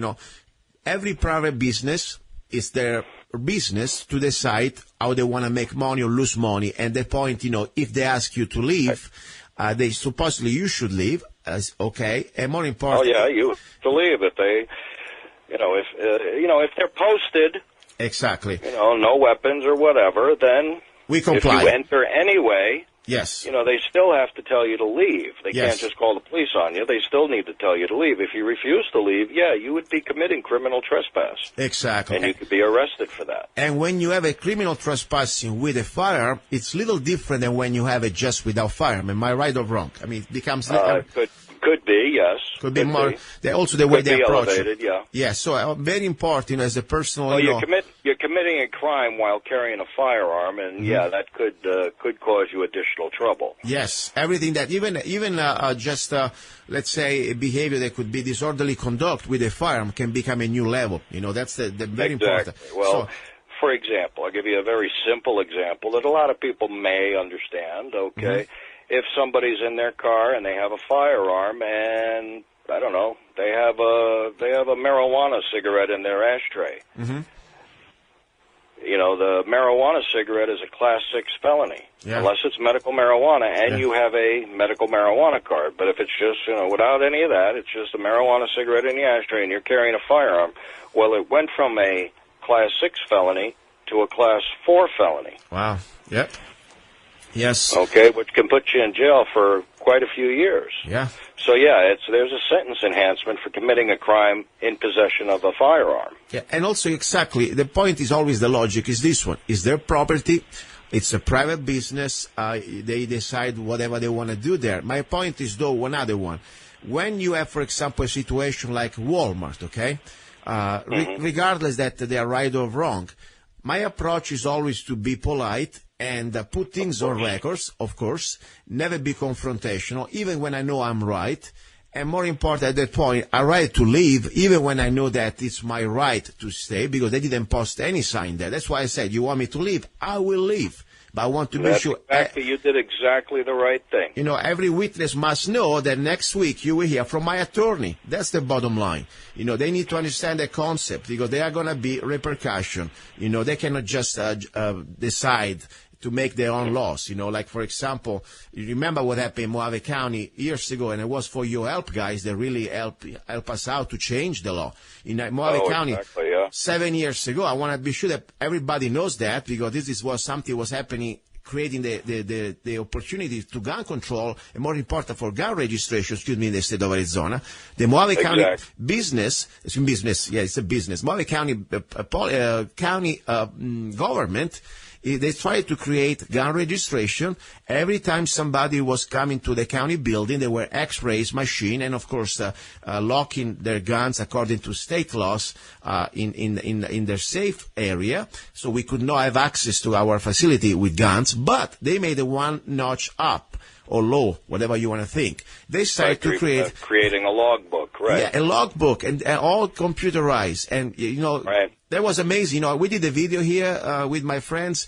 We sent it down to you, and I still have it. Wow, wow! In 30 days, I think 45 days. Even the NRA, they normally, I'm not really a fan, and we'll go through that later. They said that was the Mohave County bill, pretty much, with your help and support, and we had some good legislators down in Phoenix. I remember for sure we had Senator Ron Gould, and also at this point, I think it was also Senator Russell Pierce at the time. In 45 days, amazing.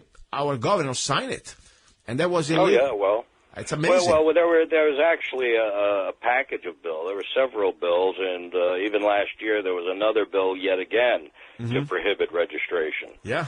So it was on, but yeah, that shut it down. And look at it today. You're allowed to carry into the county building. Yes, and of course we have new politicians, elected county supervisor that somehow came after this process of educating the people. So it's all up to us, as I said. Like a couple of years ago that they removed the restrictions and took down the signs, wasn't it? Yeah, 3 years ago. 3 years ago, when they have the new batch of elected, and as I said, it's our duty to keep this struggle going, to keep educating people, to also, stand up. That's the way we make things better. We can't just go back watching TV, say, everything's going to be fine next year. It's not going to happen. Now. Well, you got to think, too, under our state constitution where you have the right to bear arms in defense of yourself or the state, how can you defend other people if they're going to disarm you at the library? Exactly. How are you going to defend other people if they're going to disarm you at the, whatever public building there is? Just arbitrarily. There's no security there or anything. They just have a sign. Exactly. A sign doesn't protect anybody. Exactly. It's not going to stop a bad guy. And that's why I hate the post office, I tell you, because the sad thing, not only that's an entirely different thing. They're No, I understand. Federal. I understand. That's why I hate it, because I really, you don't want to go there. Let's speak exactly about that, because, when you say before we go to a private business, if there is a sign, technically we still can go there even if we shouldn't, but then when the moment they tell us to leave, we must leave. That's the bottom line. But if we go on, let's say, a place like a federal place, like this case, the post office, and you get caught with a gun, and they tell you must leave, you technically already broke a law there. What do you think? Well, that could be a problem, but there is a technicality in the law, actually. And I was told that it revised it. I'm not entirely up to date on that, but there was a technicality, so to speak. And that technicality, there's a couple of them. You have post offices that are in general stores in some of the outlying areas that are, where hunters go, things like that. So there were exceptions when hunting or during hunting season in the federal law, and there was also an exception for, when you're just protecting yourself, I guess you can say. So there are a couple of exceptions in that law, but naturally they wouldn't see it that way. Yeah. So, carrying in a post office and getting caught carrying in a post office, if it's posted, many are not. Yeah. Many are not. Yeah, the point is, I wouldn't suggest, and it's sad, because at the same time, as I said, if somebody really is crazy person, they don't even put any type of armed security. So all they do, they disarm law-abiding people, so we're going to be all disarmed. And at the same time, they don't give you any security. In my opinion, I think they should be liable. If something bad happens, they should be really sued in a bad way. But the problem is that we always pay us as the taxpayers. That's the problem. Instead, these bureaucrats should be sued. Oh, I agree. Well, they're disarming they're violating your right to begin with. Yeah. They're not providing any security. They're only disarming some people, not all people. If they were disarming everybody that entered the building, and the only way to do that is with metal detectors and armed security, and everybody has to check their gun when they enter. I mean, even in the courts, a police officer has to check his gun unless he's there on official business. Exactly. So everybody is disarmed.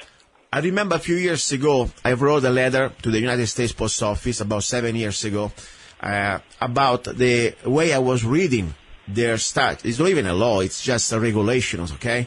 Bottom line, and it says, for any other lawful purposes. That's what I was talking about, for any other lawful purpose. Yeah. And the way I interpret that would be self-defense. Yeah. That's a lawful purpose. Oh, I'm a law-abiding person. I have a CCW on top of everything else. Why is not lawful There you there? go. You know, but the problem is that he wrote me back, the bastard from wherever he's from. I still have the letter, by the way. I need to publish it on Facebook. And he said, "Don't you dare." Don't you dare. You really, it was like... Well, we don't have any legal decisions to base it on. Oh, you know, but they were trying to do that would be a good reading of that exception. Uh-huh.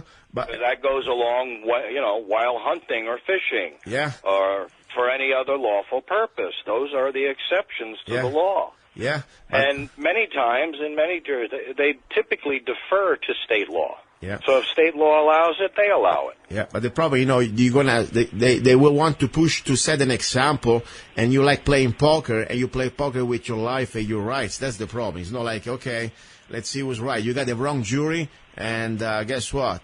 Yeah, and under federal law, it's a pretty stiff penalty. Exactly. So, yeah, you have to be careful. But, exactly.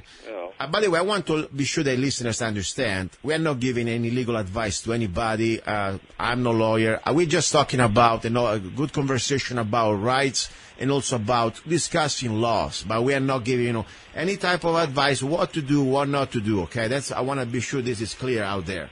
That's absolutely correct. I am not a lawyer. And, people have to exercise discretion and pay attention and know their rights and know the laws. I mean, there are laws, the gun laws of Arizona, published by our old friend Alan Corwin. Yes, great book. That would be a good book for people to have. Great book, It goes out annually. It's always updated. I consult with Alan on changes that were made to the law so he understands them. And the intent behind them.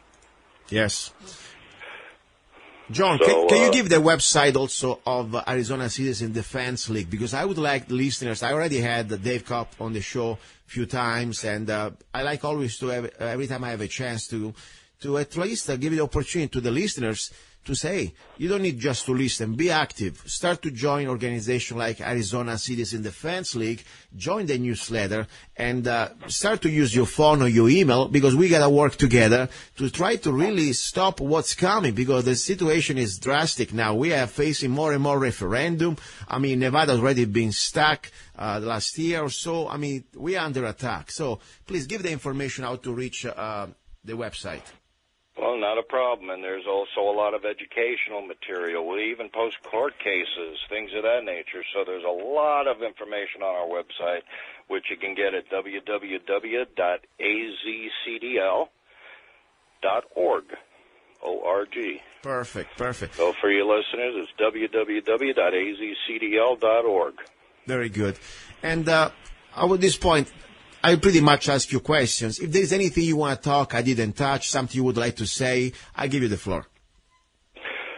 Well, not really, Luca. I mean, it's a pleasure to be on with you and, help have this discussion and, remind people that eternal vigilance is the price of liberty. You want to maintain your freedom, you have to be vigilant about it. You have to be engaged. You can't say, well, the other guy, he'll do that. Pick up the phone, write a letter. We make it easy for you. If people go to our website, they can sign up for our alerts. We don't spam you. We don't send out willy-nilly emails and things. We don't beg for money. We run raffles. We're entirely supported by membership dues and the raffles that we run. So there's some great raffles. We have a Thompson submachine gun on semi-automatic. Yeah. It's up for raffle now. I saw that. Beautiful. Yeah. I should get it too. As a matter of fact, today is our annual meeting that we have every year, so people can, get advised about those annual meetings. We alternate between Phoenix and Tucson. This year it's Tucson. Next year it'll be back in Phoenix. And, to get on our mailing list and our alert list. And it's right there when they go to the website. Sign up for the alerts, and we'll tell you what's going on at the legislature and when we need people's help. To write their legislators, to call their legislators, to fax their legislators, because something important is at issue. Yes. And I want to say something. A lot of people I know, they are members of the NRA. And guess what? After 10 years, I came back to be a member myself. I had problems 10 years ago, and I have problems again today. Even, of course, it's funny because I'm also NRA instructor in different type of specialty that I also need the certification for some of my classes that I teach. But at this point, my belief, my integrity is beyond my even my money. Because, I called the day, for example, the DPS, okay? The Arizona Department of Public Safety. That normally, when you teach CCW classes, you must be NRA certified. That's it. Yes. Nothing else. I said, wait a second. Must be another way. Because the sad thing is, as I told them straightforward, I am really very disappointed with NRA politics stances. Yes, they have a decent, training system and curriculum, blah, blah, blah. But the point is, I'm having very hard time to be still a member with an organization that is pretty much now being part of infringing our rights. And I want to remind that the latest thing is exactly the situation with the bump fire stock. They're not even asking it to put it on the vote. They want just to say, okay, let's go straight to the ATF. And that's completely, for me, the line that I would never cross. I would not allow to any politician, especially the NRA. So I'm very disappointed. I was disappointed 10 years ago when I was in the middle of giving them my lifetime membership money.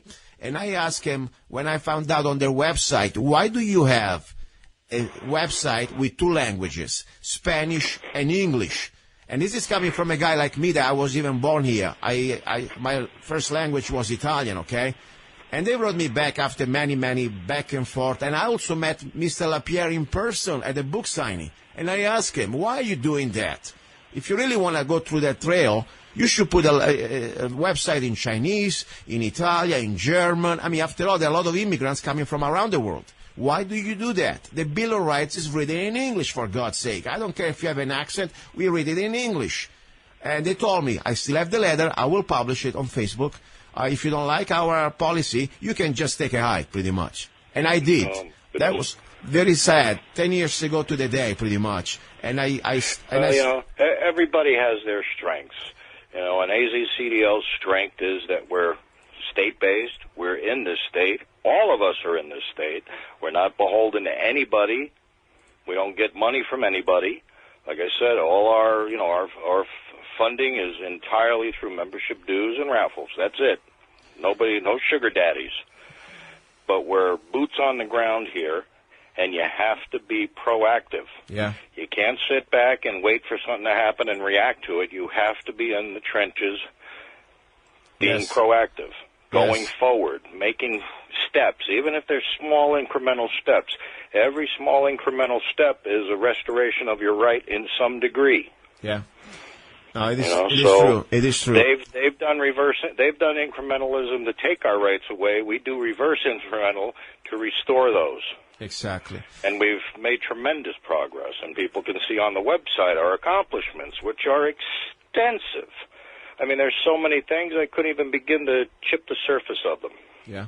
I'd have to go look at it. That's how many there are. Yes, it is true. It is true. I want to thank you for all, really, the work you're doing with other people, in the Arizona City Defense League. But more important, even just sometimes interacting on Facebook, bringing information, educating. Because as I said, we don't know it all. We're always learning something, and we need to learn from each other. This is so important. If we don't know our rights, we have no rights. That's why I think the most powerful weapon at the end is education, followed, of course, by firearm. Absolutely. Knowledge is power. It's important to know your rights, to know the extent, just to know and be willing to exercise them. Thank you, John. It's like a muscle. If you don't exercise it, what happens? It withers and dies. Exactly. Listen, I gotta go. I have to. By the way, you can stay 1 second with me. I want to say something to my listeners. This show is completely independent. Years ago, when I started 4 years ago, I learned pretty fast that for the information I try to bring you here, I can just go out and beg for sponsors and, from regular commercial entities. Sometimes you can get somebody that agrees with you, but most of the time you get people that they want to tell you how to say it, when to say it, what to say it. We can say here whatever we want, of course, always with restrictions of FCC rules, but the point is we have complete freedom of speech. That's why I need your help, people out there. Simple as that. And honestly, I don't even do this show for money because I have other things I make my life, okay? I pay my life. But the point of this show, it takes a lot of my time. And sometimes I always say, is it really worth it at the end of the week? I have family I would like to spend time with. I have business I'm running. I'm trying to always take care of myself. But the reason is I do it because of your help out there. And anybody who wants to help the show, all you need is 99 cents. Or you go to Amazon.com, just put my name, luca-zanna. You can find any of my over 100 songs ready to be downloaded, or go to zanna.us, or get my coffee, Zanna Coffee. You can also find it on eBay, also zannacoffee.com. Doing that, not only you get great coffee, organic coffee, or music, or my erotic poems, books, or whatever you find, but also you support this show, and we can keep this format. So I appreciate your help out there. And by the way, speaking about coffee, I want to send you a bag of coffee, my friend. Do you drink coffee? Yeah, I drink coffee religiously. Okay. I don't have my morning coffee. I'm useless. All right. What I'll do, since you're a gun owner, I will send you a bag of my straight shot espresso. They're probably you're familiar on Facebook. Normally I put out the photo. There's a photo of my little coffee espresso cup and also my... I love my espresso. I used to love it a lot more with a little brandy or a little anisette in it, but I can't do that anymore. Okay, but let me send you my organic coffee. Do me a favor. When we finish this conversation on PM, send me, please, your address, and I'll do that next week, okay? I'll get that to you. I'll get that to you, Luca. All right, Lisa, thank you very much for everything, and I'll talk to you next time. Meanwhile, you be in touch with me on Facebook, and I'll talk to you later, okay? Okay, my friend. Ciao, bello. Thank you, John. Bye-bye. All right, that was John, okay? As I said, this is, for me, a great opportunity because all these years, I had incredible guests. And every time I have a guest, even sometimes I may agree or don't agree. Of course, not the case with John-Corey-Wentling. I agree pretty much, I guess, almost on everything. But my point, even when I don't agree with somebody, there is so much to learn from each other. I really mean it. And there are some topics that really you need to be educating yourself. When it comes down to guns, it's not just say, oh, I love guns, I love my rights. No, you gotta know the laws. It is an important thing. That's why in the show, as I said, even we are not here to try to give legal advices, but at least I want to show you what you should know, how to start to find the way to learn things, okay? And of course, it's not just about the laws, it's also about being safe and proficient with whatever firearm you have. Now, ready to go for our number 3. I want to remind you, this is my anniversary, 4th year on KTOX, and I want to thank, of course, the first owner, Mr. Dave Ace, who gave me this opportunity, and I want to thank, of course, the new owner, Mr. Steve Rubin, that somehow kept me on the air for all these years, regardless my very controversial, or at least I don't want to call him controversial, but for me, you know, they are just the truth. For people, they may be called controversial. And the point is what we are on this show. Now, I need more Zanna coffee. My voice is getting kind of dry. By the way, I wanted to tell you, if you go on eBay, you can find Zanna coffee there too. And there is a new way I really like to drink it. Honestly, it's not really new. It's just I go sometimes back and forth. It's with a little bit of cinnamon. You get your coffee, whatever coffee you have. If you have espresso, that's fine. Get a pinch of organic cinnamon on top. I'm not trying to give you medical advice because, you know, FDA always loves to come and get you when you say something like that. But I heard that it's really good for your blood pressure and more important for your, sugar levels. Okay? So, try it out and it tastes great. That's all I can say. Go to zannacoffee.com. In this world where everything seems to be going sideways, when you need things set straight, Zanna Coffee Straight Shot Espresso. Start your day with a bang.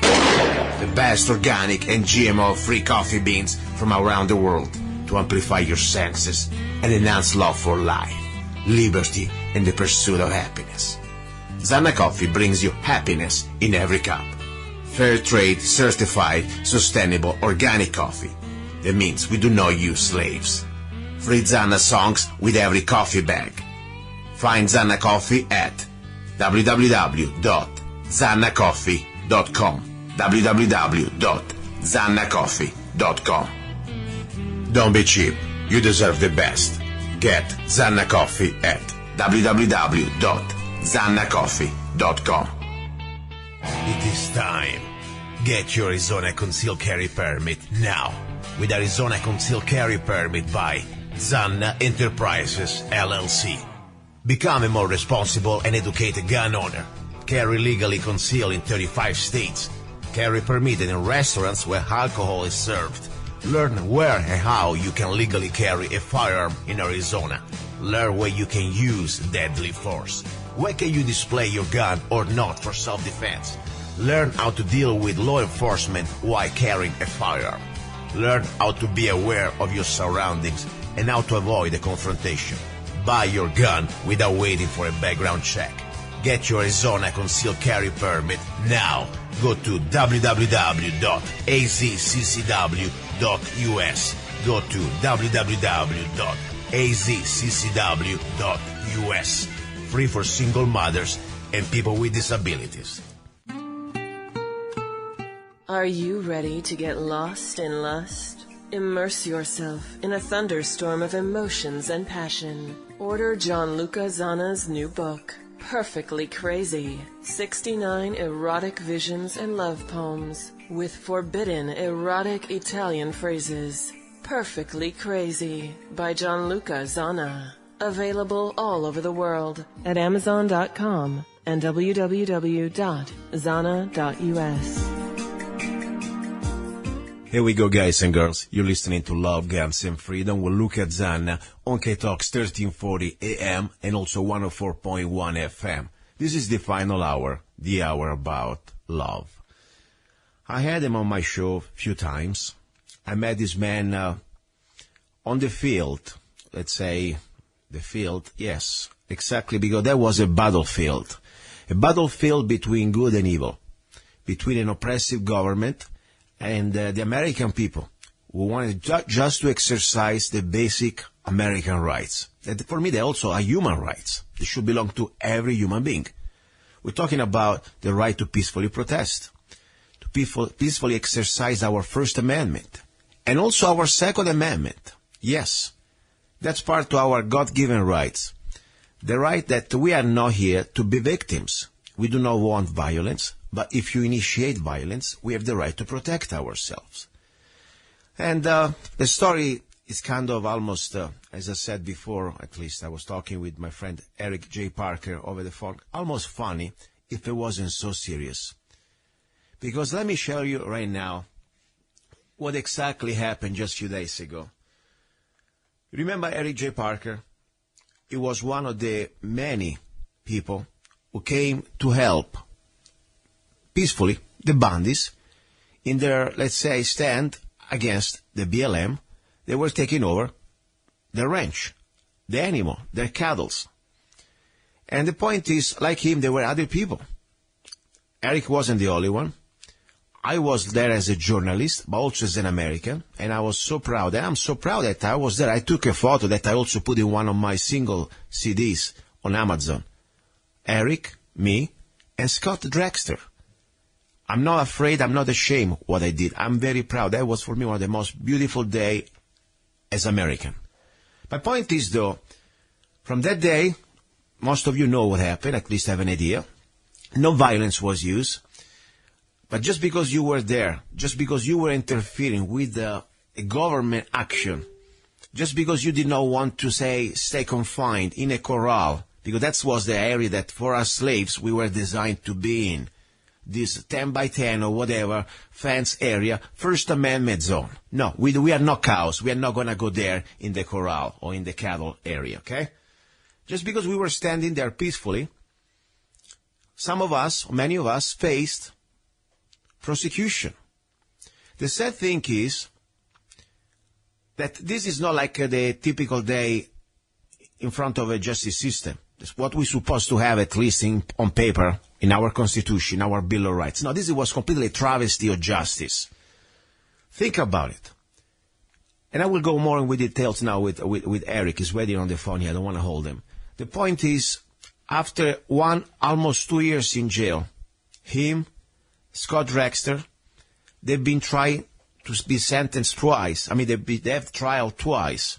And they were hung jury twice. I call that, for me, double jeopardy. But the federal government wasn't happy, so they wanted to try him one more time almost like during the time of, King George, kangaroo court. Yeah, they send you to England, and they will find a way to it's just a joke when you go in court like this. Still, they try twice. And then, of course, think about millions of dollars of our tax dollar we use for this prosecution. That mostly was a personal agenda, not even a personal. That was a government agenda. They wanted to set an example. Don't you dare, slaves, to ever challenge us. Whatever we're doing, we are gods. People may say, out there, Eric or Scott or anybody else who pointed rifles at the government. Let's remind one thing here. Let's remind one thing. Who pointed the gun first at unarmed American people? And I can tell you as a first eyewitness, this is not something I'm reporting because I read it on the internet. I was there. Never in my life I had a government agency pointing me when I was unarmed with my video camera, just doing my job as a reporter, have a loaded rifle pointed at me. They don't do that even on the southern borders with illegal aliens. If they're there, they get sued. But us, they were okay with that. And then, of course, they were also pretty vocal on the megaphone. If you do not despair, they will shoot. What is that, China? So that's why I said, I'm proud that people like Harry J. Parker, Scott Drexler, anybody else out there who had the strength to say, wait a second, we don't want violence, but if you start to shoot at unarmed American people, we have the right to defend ourselves. I don't care who you are. You could be the Pope, federal government, or the Martians. That's fine. We don't give a crap. We're not going to die here. So that's the bottom line. But you know what? These people, they were facing, Eric J. Parker was facing 100 years or more. There was no victim, but the charges, they were serious. Then, of course, meanwhile, no bail was allowed. Let's not forget. And the man has no previous criminal record. He's clean. He's a working man. At least he used to, because he lost his job, of course. Not only lost his job, probably lost his home. I will ask him now. For sure he lost, this priceless time with his children and his wife. Something that the government never going to give you back. But no, bail was not allowed because after all, he's not Hillary Clinton. Forget about Hillary Clinton. He doesn't even get the chance to, Hillary Clinton doesn't get charged. So that's the point. And meanwhile, we have $150 million, of uranium sold to Russia. And, $150 million cashed by the Clinton Foundation while she sold out our uranium. So that's the bottom line. Okay, let me shut up. I have very much the honor and the pleasure to have finally with me Harry J. Parker, who's been right now found. He had a deal with the feds, with the prosecution, him and Scott Drexler, to plead guilty of just a misdemeanor. Think about it, from 100 years in jail, and now just facing a little misdemeanor, that's it. Meanwhile, they spend millions of dollars to try to prove the case. Harry J. Parker, are you there? Yeah, I'm here. How you doing? Well, I'm fine. We talked last time, you were still behind bars, and, I tell you, I almost shocked you what I found this news today about you having the opportunity to finally get out and put this behind you. Give us the details, please, exactly how things roll since the last time we talked. I mean, you have to face now in the next few days another trial. For the third time, they were trying to put you in front of a jury. So really, what happened the last few days? So it started after the second trial. We were acquitted on most of the charges, and the jury was hung 11-1 to acquit on the assault and the threatening charge. That still had 2 924Cs on it, which are enhancements. I was facing a possibility of a mandatory minimum of 32 years still. And if as we've seen so far, it very possibly easily could have been 50 years should I have been maxed out. Wow. So what happened was the judge told the prosecution that it was reasonable to consider that things didn't happen the way they were saying. After one hung jury, and then the next acquittals on the conspiracy and numerous other charges, she said, listen, it's reasonable to say your case isn't what you might think it is, and they released us on pretrial. So we did get to leave and go home at that point, but we were waiting for the next trial. The judge at the calendar call the next time I was in a hearing moved us in with the Bundys. Yeah. But she did ask the prosecution again. She said, "Are you positive you want to go forward with Scott Drexler and and Eric Parker?" Stephen Stewart and Ricky Loveland were acquitted fully. They were in the last trial with me. So at that point, the prosecution said, "Oh, absolutely, we're going forward." About, I'd say, a week prior to getting ready to go back into this third trial, it was, I consider it double jeopardy going into triple jeopardy. Yeah, triple jeopardy, yeah. So about a week prior to going into that third trial, they asked what would bring us to the negotiation table. And we said, well, we're ready to go to trial. Yeah. We have faith that a jury has not seen it their way and wouldn't again. But at that point, they offered Scott Drexler and I misdemeanors, time served, a year of probation, but they hinged on each other. So if I didn't take it, then Scott didn't get it. If Scott didn't take it, then I didn't get it.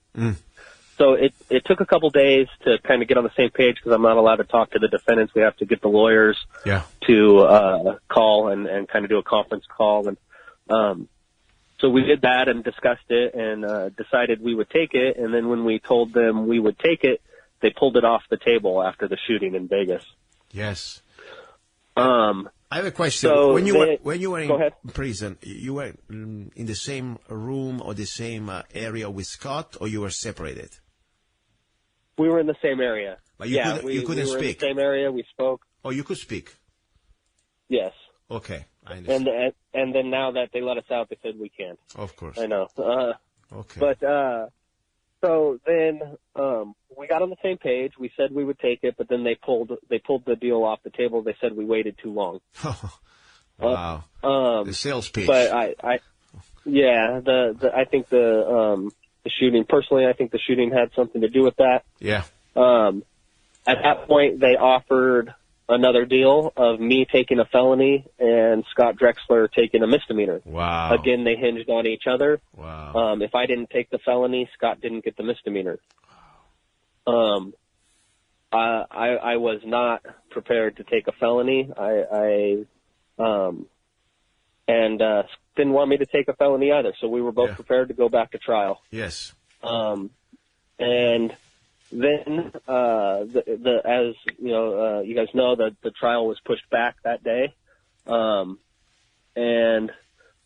we had another couple weeks, and again, right before the calendar call, they got a hold of us and said, what are you guys considering? What's your client thinking? And my lawyer at that time told me, well, he was here ready to go to court last time, and we haven't really talked since. So yeah, I imagine he's ready to go to court. Yes, ready to go to trial. Mm-hmm. They then sent us another offer of a felony, and my lawyer immediately declined. And later that night, he got a hold of me and he said they just offered a misdemeanor. And at this time, my understanding was that they separated us, and Scott was already in negotiations to take the misdemeanor. So they offered me the same misdemeanor, time served, and Wow. I decided to take it. Really, there was a couple reasons. You know, I hadn't made any decisions out of fear up to that point, and I wasn't going to. I was going to continue to not make any decisions out of fear. But the logical answer was, you know, that it was obvious we weren't getting fair trials. We weren't able to you know, and I won't go into that too much, but I mean the trials were well, pretty ridiculous. Yeah, I mean, let's talk 1 second about that, because whenever I could read the information coming from your day in court, I mean, you didn't even have a chance to speak. For what I understand, the judge a couple of times told you just to shut up. You had the basic right to at least not only face the accusations, but try to defend yourself. Am I right or wrong? Well, yeah, and I mean they'll say that we weren't following the court order of how I was supposed to testify and what I could talk about and what I couldn't. Yeah. I honestly was doing my best to stay within the perimeters of that and try to answer the questions to the best of my ability without going into the things we weren't allowed to talk about. We weren't allowed to talk about the militarization of the BLM. Basically, I wasn't allowed to talk about my feelings and how I was told I could talk about the things I saw and heard, but I couldn't talk about how that made me feel. You were able to say that they were pointing guns at us first, because that's pretty much was the idea. I mean, we were unarmed American people in that place. Some of us, they were media. Some of us, they were just peaceful protesters. We weren't throwing rocks. We weren't doing anything. We were just there chanting or talking or whatever, just standing. And these people called BLM agents and Mr. Danlov, of course, as a poster child, you know, guy that he was, in my opinion, should work for some, I don't know, Gestapo or something like that. He was there. And the orders coming out of the megaphone, they were scary. And more important, the guns pointed straight down range towards us. They weren't exactly friendly. And we didn't start, I mean, you guys, you didn't start to point guns at these people just because. First of all, you were just there in a ready position, as I said many times on this show. Your finger wasn't on the trigger, was on the ready, tucked down, and look and monitor what's going on. And that was the most sensible and, I say, responsible thing for a law-abiding person to see if there is a crime. In the middle of a crime, you're supposed to be at least try to prevent a crime. If somebody shoot at you and you are unarmed, I would do everything to try to stop that crime. And that's the way I look at that day. Seriously, simple as that. So did you have a chance to talk to the jury and say, by the way, these people called BLM or wherever they were, dressed as Rambo, they were pointing guns down at American people. We were just there peacefully exercising the First Amendment. Did you have a chance to say that? No, not at all. They didn't want us to. They basically tied our hands on all aspects of our defense. Wow. We weren't allowed to. There was no self-defense.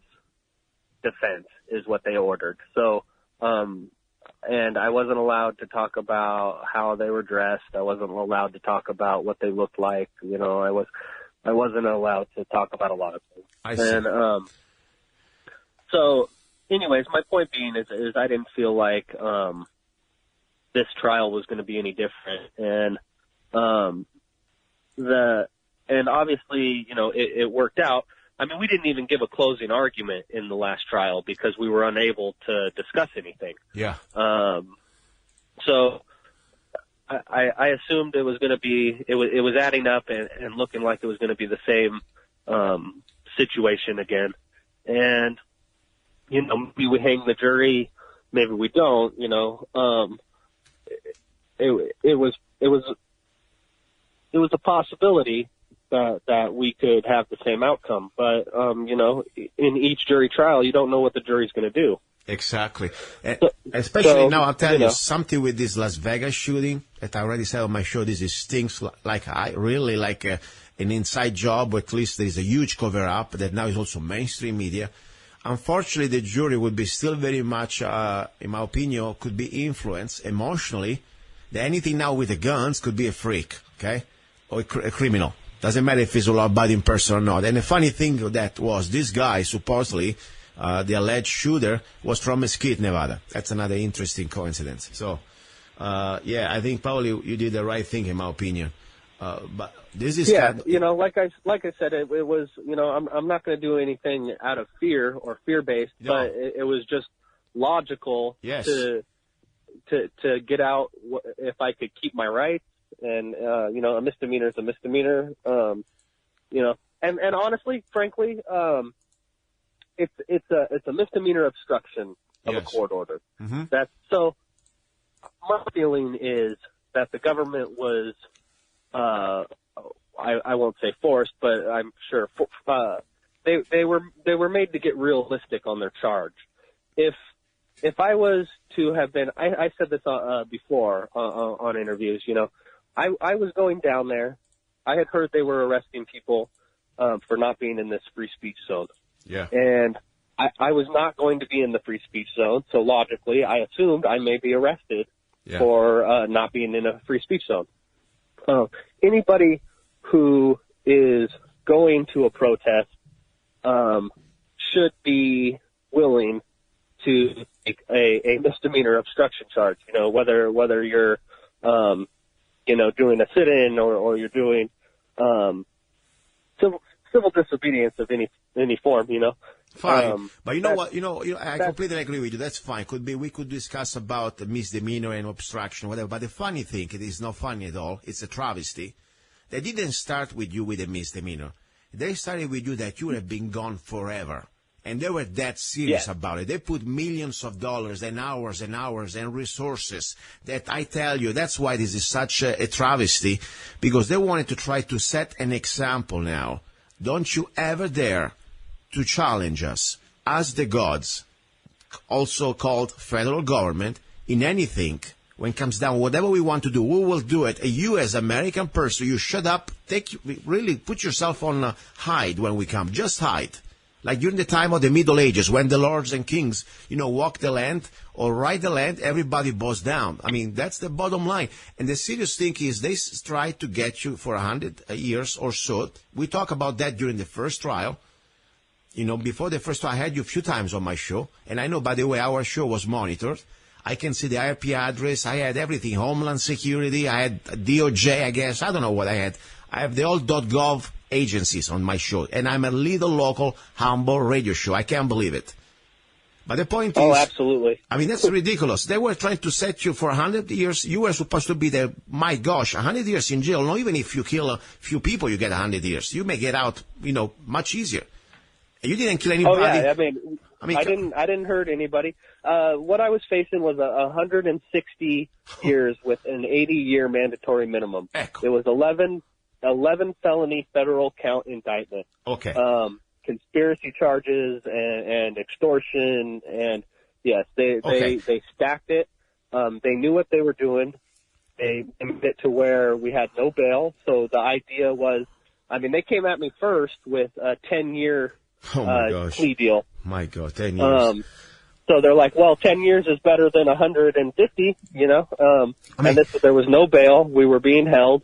What they want to do is scare you into signing that deal, that confession, and I have a question, Eric. Take you away from your family. And Eric, I have a question. This is what shocks me.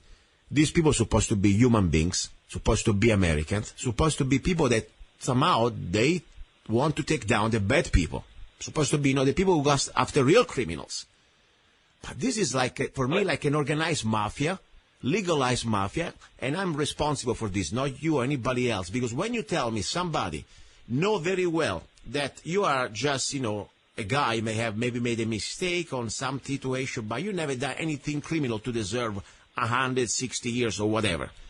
and they try to throw you, completely destroy your life. That would be better if they shoot you on the spot. At least probably, less drama and less pain. This was a slow torture for 2 years almost. And then, of course, after all this, okay, after all, you are not that bad. We give you a misdemeanor. I mean, this is almost an insult. And this is like almost sure that they are full of BS. Because if they really thought that you were so bad, they would never give you this deal. If from 160 years, rotting in jail, having your life ruined forever, and now you go back to what, a misdemeanor, means that they knew that they were full of crap, and they were just trying to force you, like a poker game, just to destroy your life. I don't see any other reason here.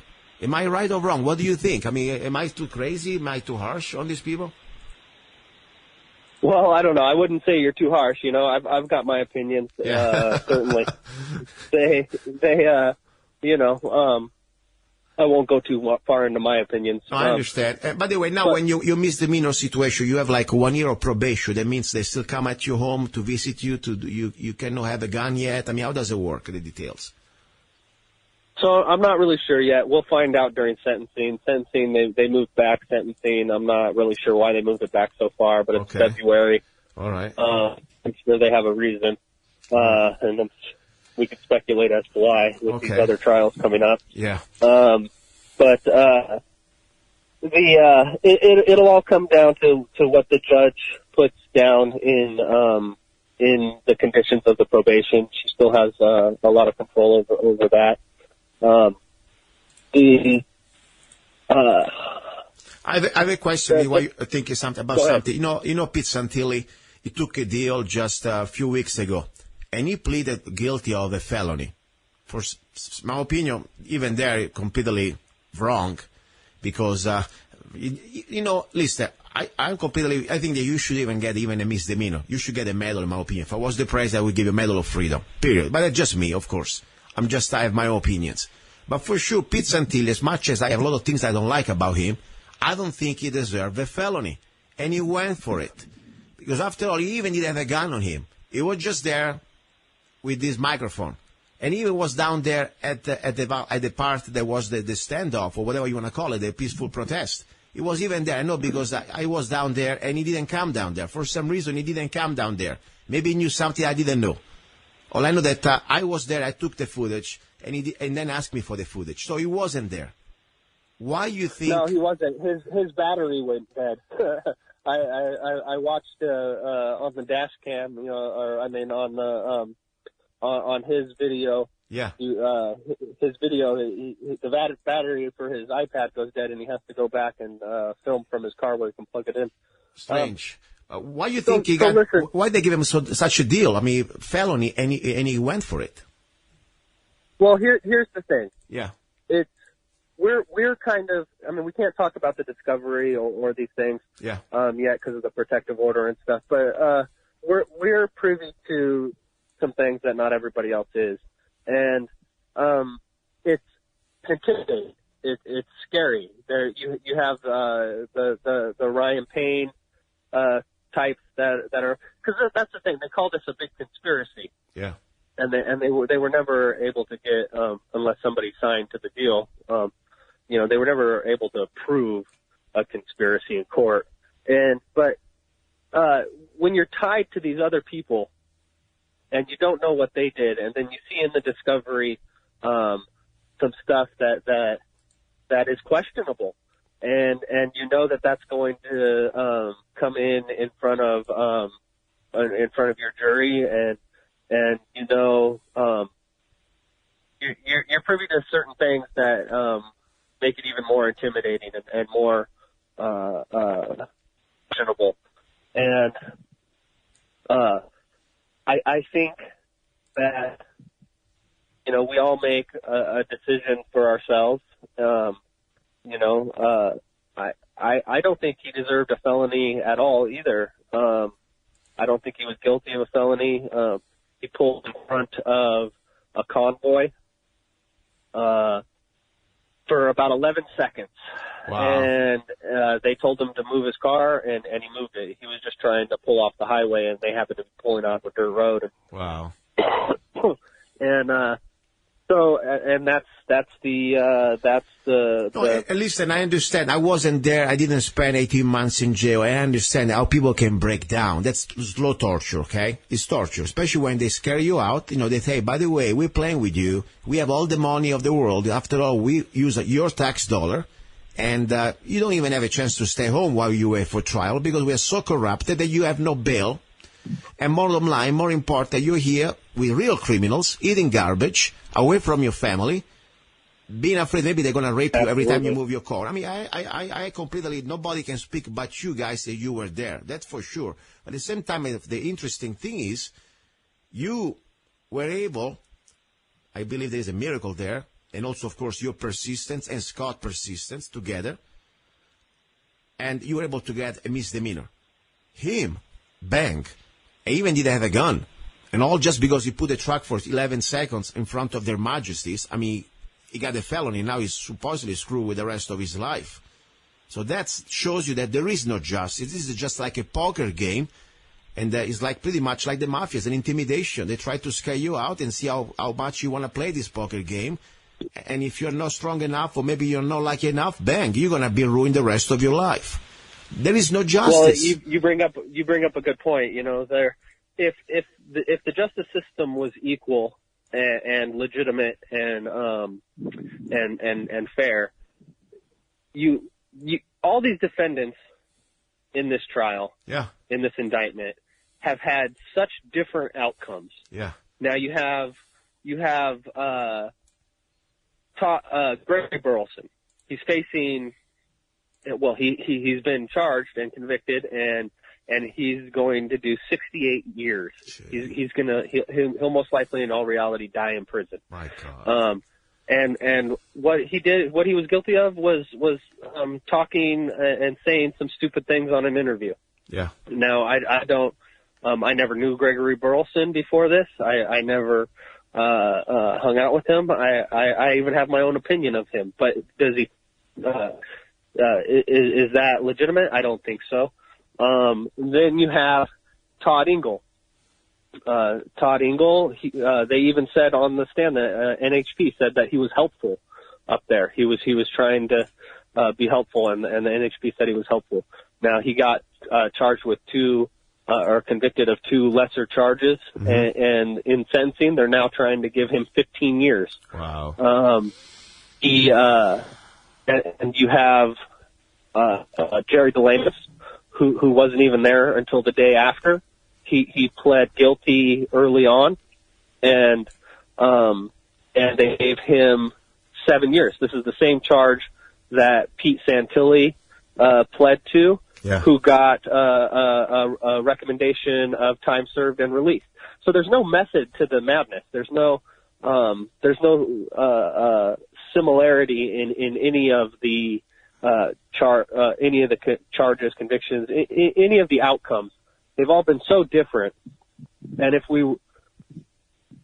Scott and I, the difference between Scott and I is we were willing to go to trial twice, and then a third time if necessary. Yeah. Is that the difference? It might be. It's hard to say. I mean, all we're doing is speculating, but we do know that there is no similarity in the outcomes. And if we're all supposedly allegedly guilty of these same charges and these same situations, then it just doesn't make any sense. It's like almost when you go to a used cars deal. I mean, car salesman. Not everybody gets out of the shop with the same price. It's how smart you are, how strong you are in negotiation. This is about the justice system, It is not about the justice or the facts. It's about, okay, let's see how strong you are to go there and stay steady and play bluff. That's what they do. I mean, this is very serious. Meanwhile, it's not a bluff. It's not a joke.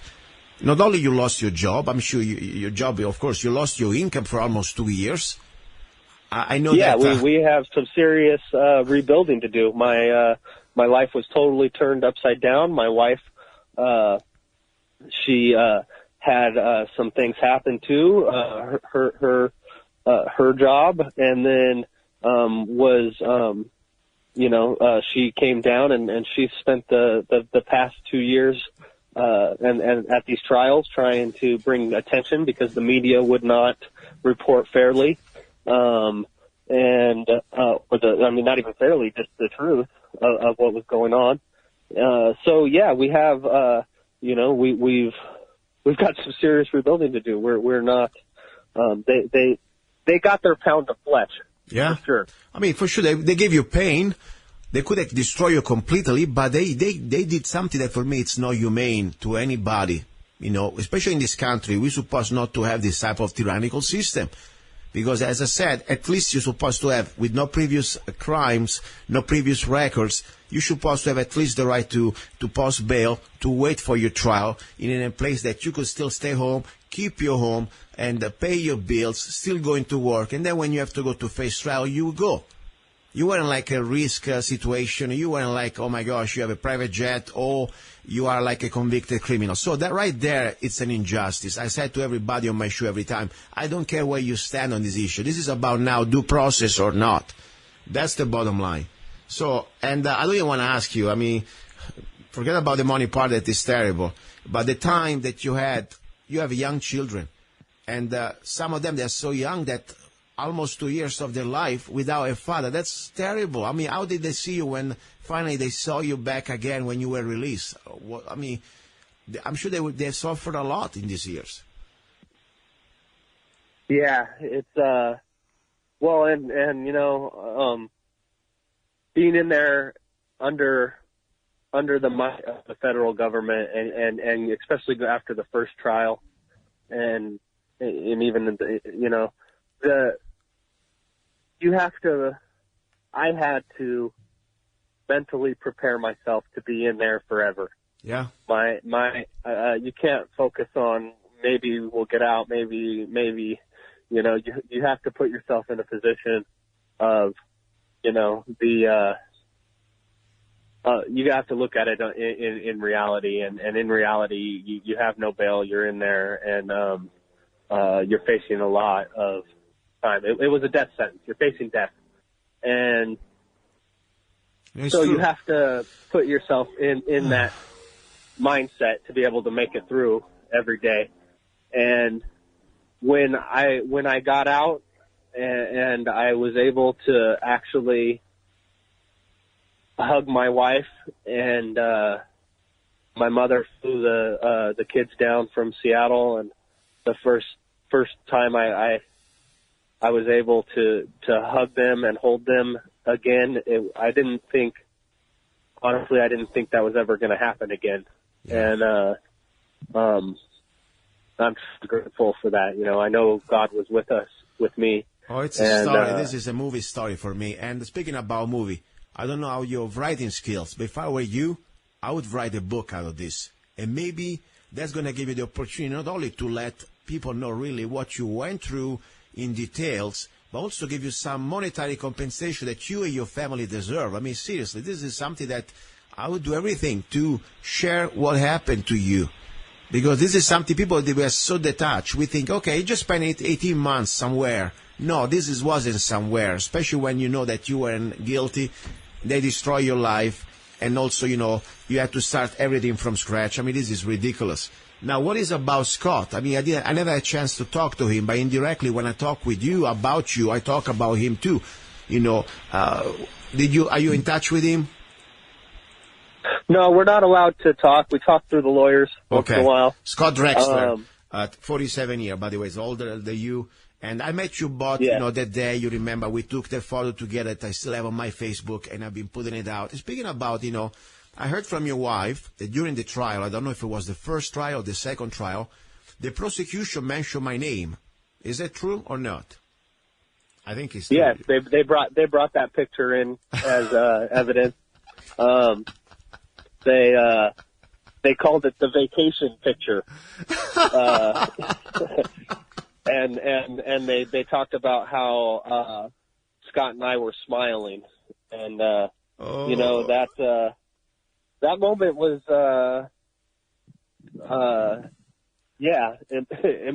immortalized and in the trial. I'm putting it right now on my Facebook page. I've been posting this photo even after, especially after I heard that from your wife. It's still there. It's not going down. It's also on Amazon, by the way. If you go to Amazon.com and you click Live Free or Die, that's the song that I re-edited as a single, and I put it out. And for a period also, I really gave that for little donations. Everything that I was selling, that single, was given to a PayPal to your lady for whatever we had at the time. But anyway, my point is, I knew very well that supposedly I could have been next, because just the fact I was there with you and reporting the news, or just with my press, they don't care. I mean, after all, Santilli was reporting the news too, and they drag him down. And I was expecting any time to come to get me. I want to be very fair with you. The only thing, I didn't want to be so helpful to go in front of them, especially in front of a court.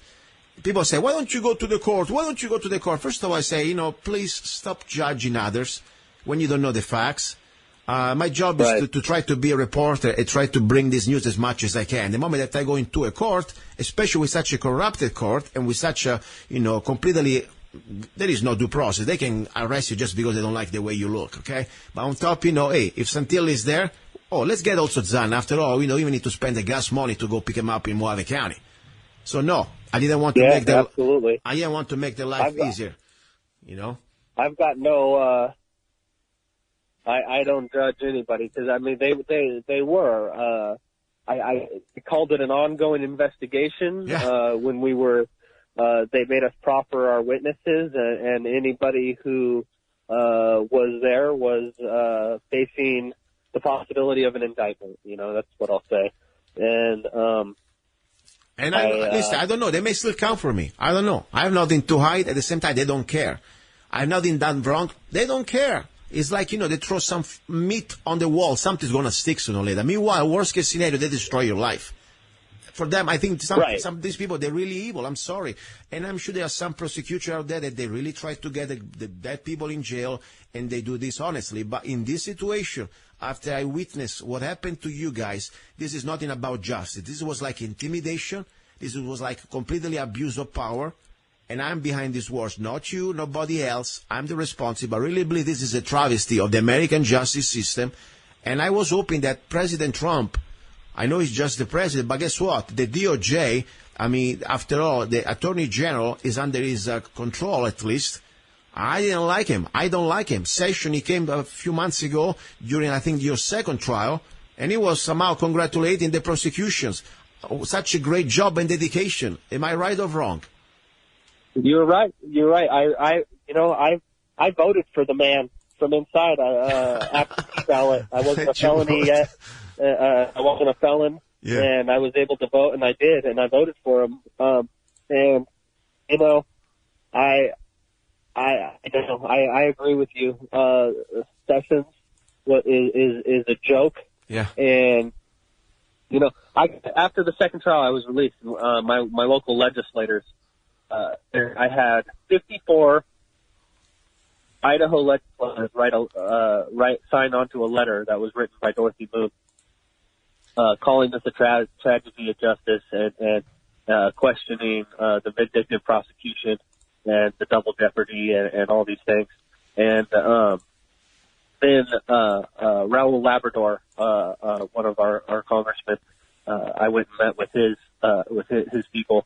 And he wrote a cover letter for it and gave it to Sessions himself. And still, they what should have happened is these charges should have been dropped. Yeah. But they've got their hooks in you, and we could have kept going for a couple more trials probably. Yeah. With hung juries. But I guess I was really hoping that this administration would do something. And I still do. I still wish that there's still good men in there, sitting there, away from their families, and awaiting a trial. There's a whole nother group, another tier. We're talking about the Bundys. You were in touch with at least you could see Ammon, Ryan, and the father. Could you see him? At times. at different times. I wasn't in the same pod with them all the time, but they kind of move us around a lot in there. So, and the latest news that it seems like is almost the final standoff. They want him down. I don't think they're going to plead any type of deal with them. For what we know, I don't know. We'll see. But at the same time, I heard I watched some videos that there is some people talking that they are really going harsh in jail with Ammon and Ryan. Did you heard anything about it? Just what I saw on the internet.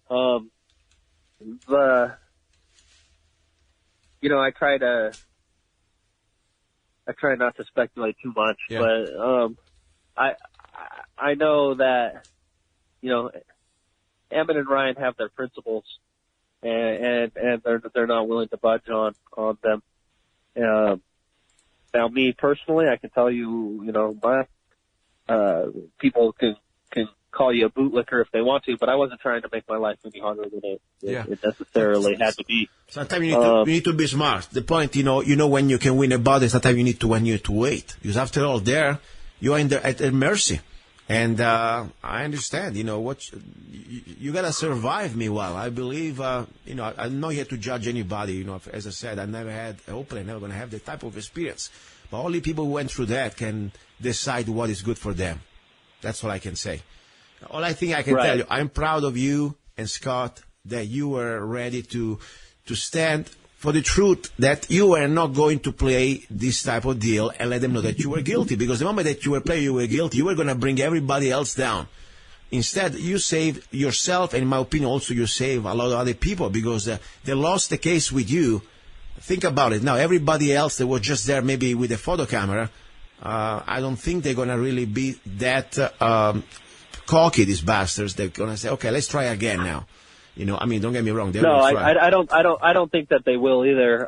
They had a real hard time through this. It was not easy. They weren't able to do what they thought that was going to be so easy. The fact of the matter is that I wasn't willing when they offered me the felony.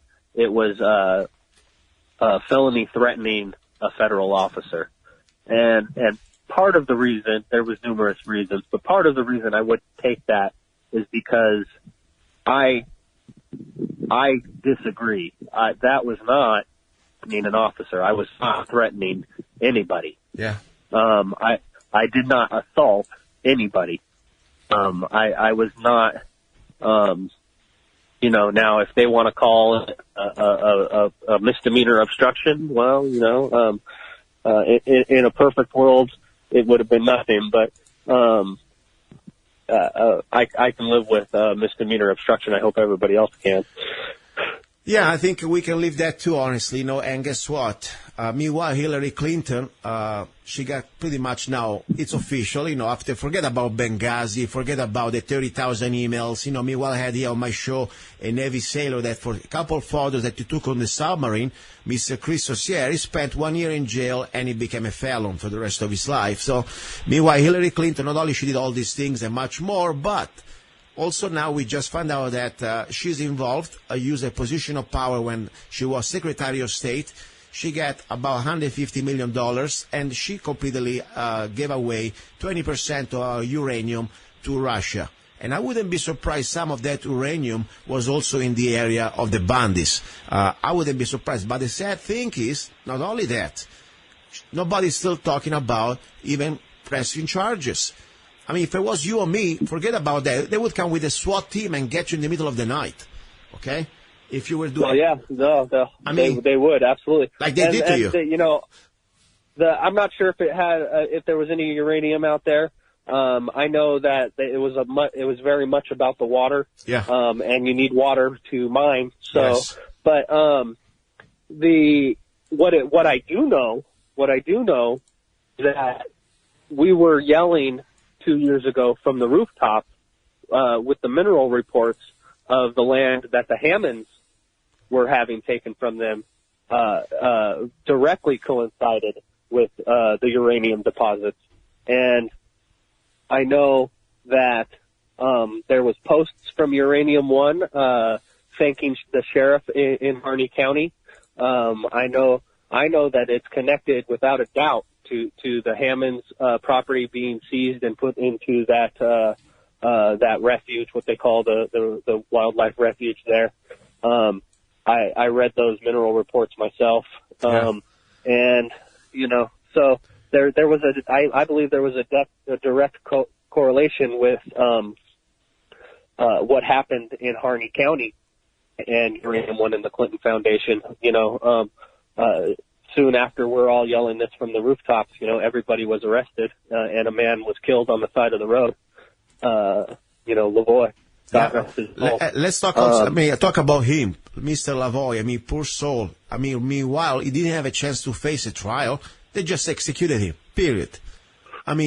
If somebody and everybody was, and those people were acquitted. Most people were acquitted.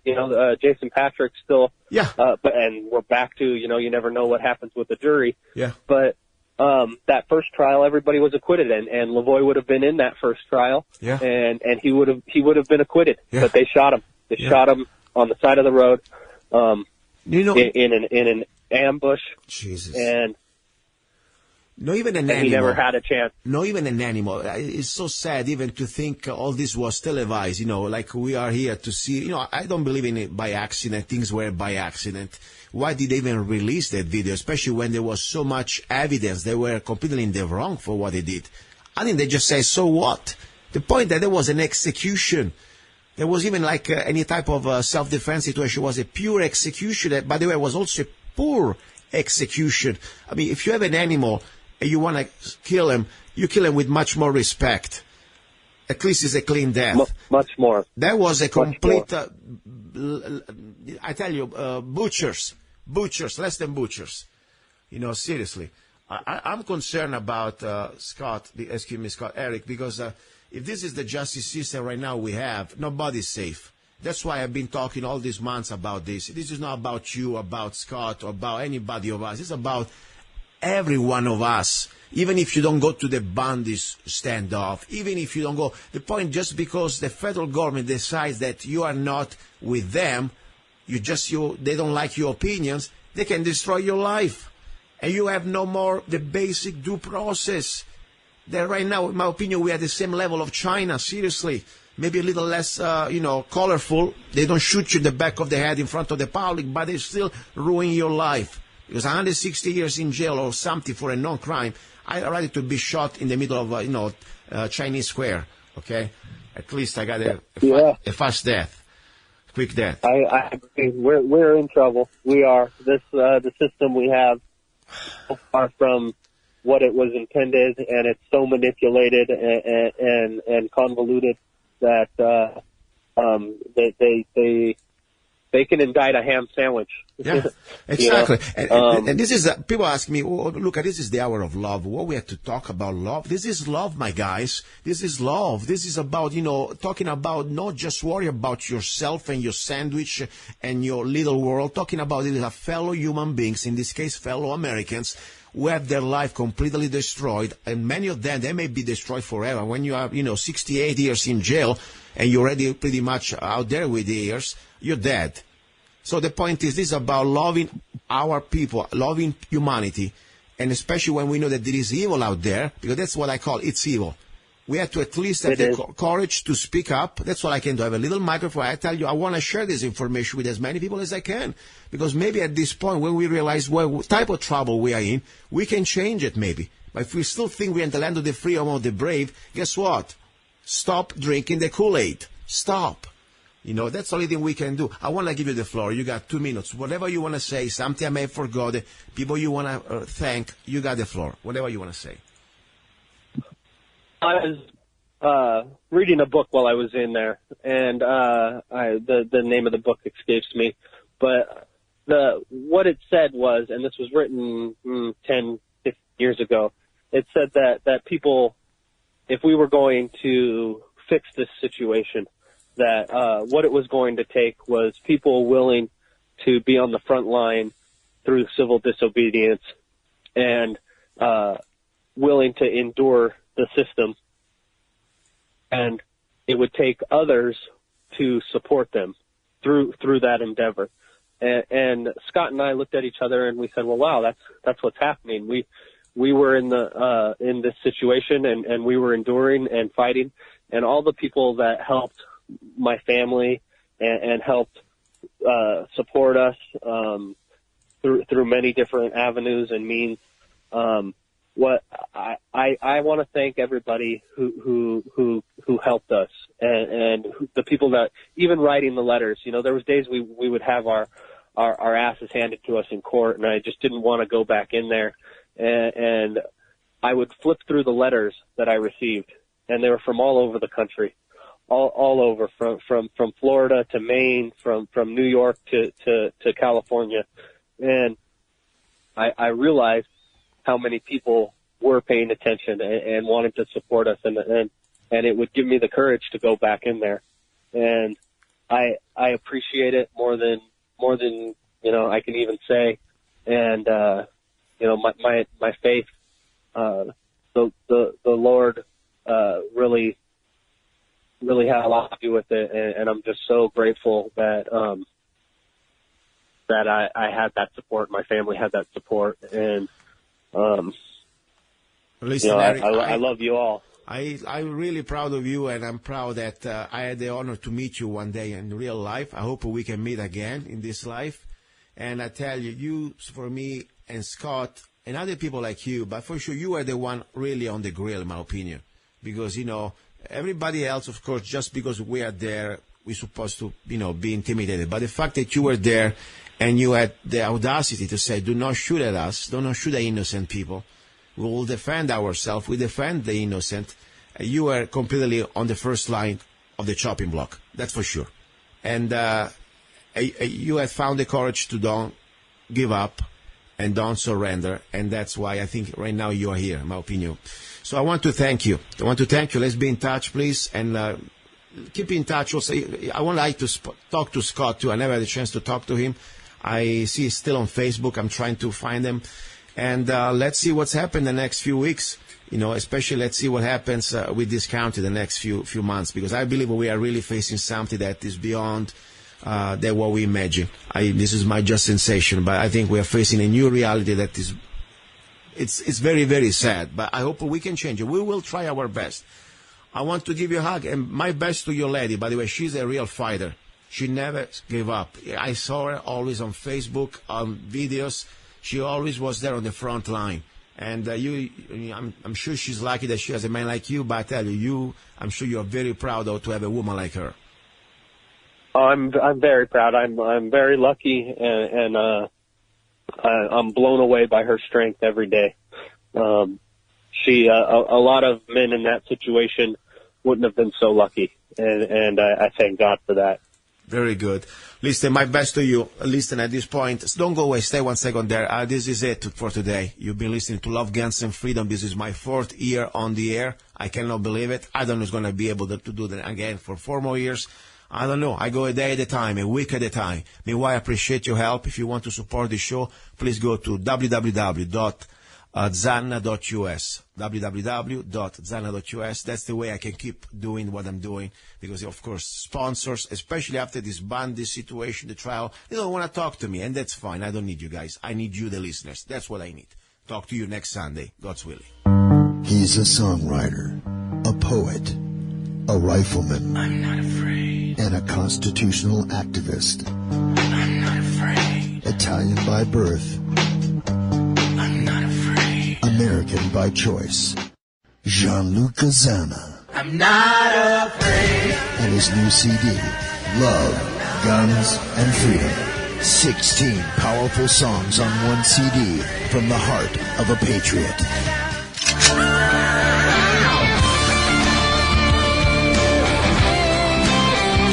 For download or to order the CD, go to www.lovegunsfreedom.com.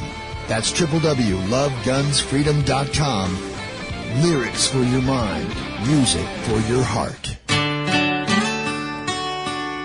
Gianluca Zanna's new CD, Love, Guns, and Freedom.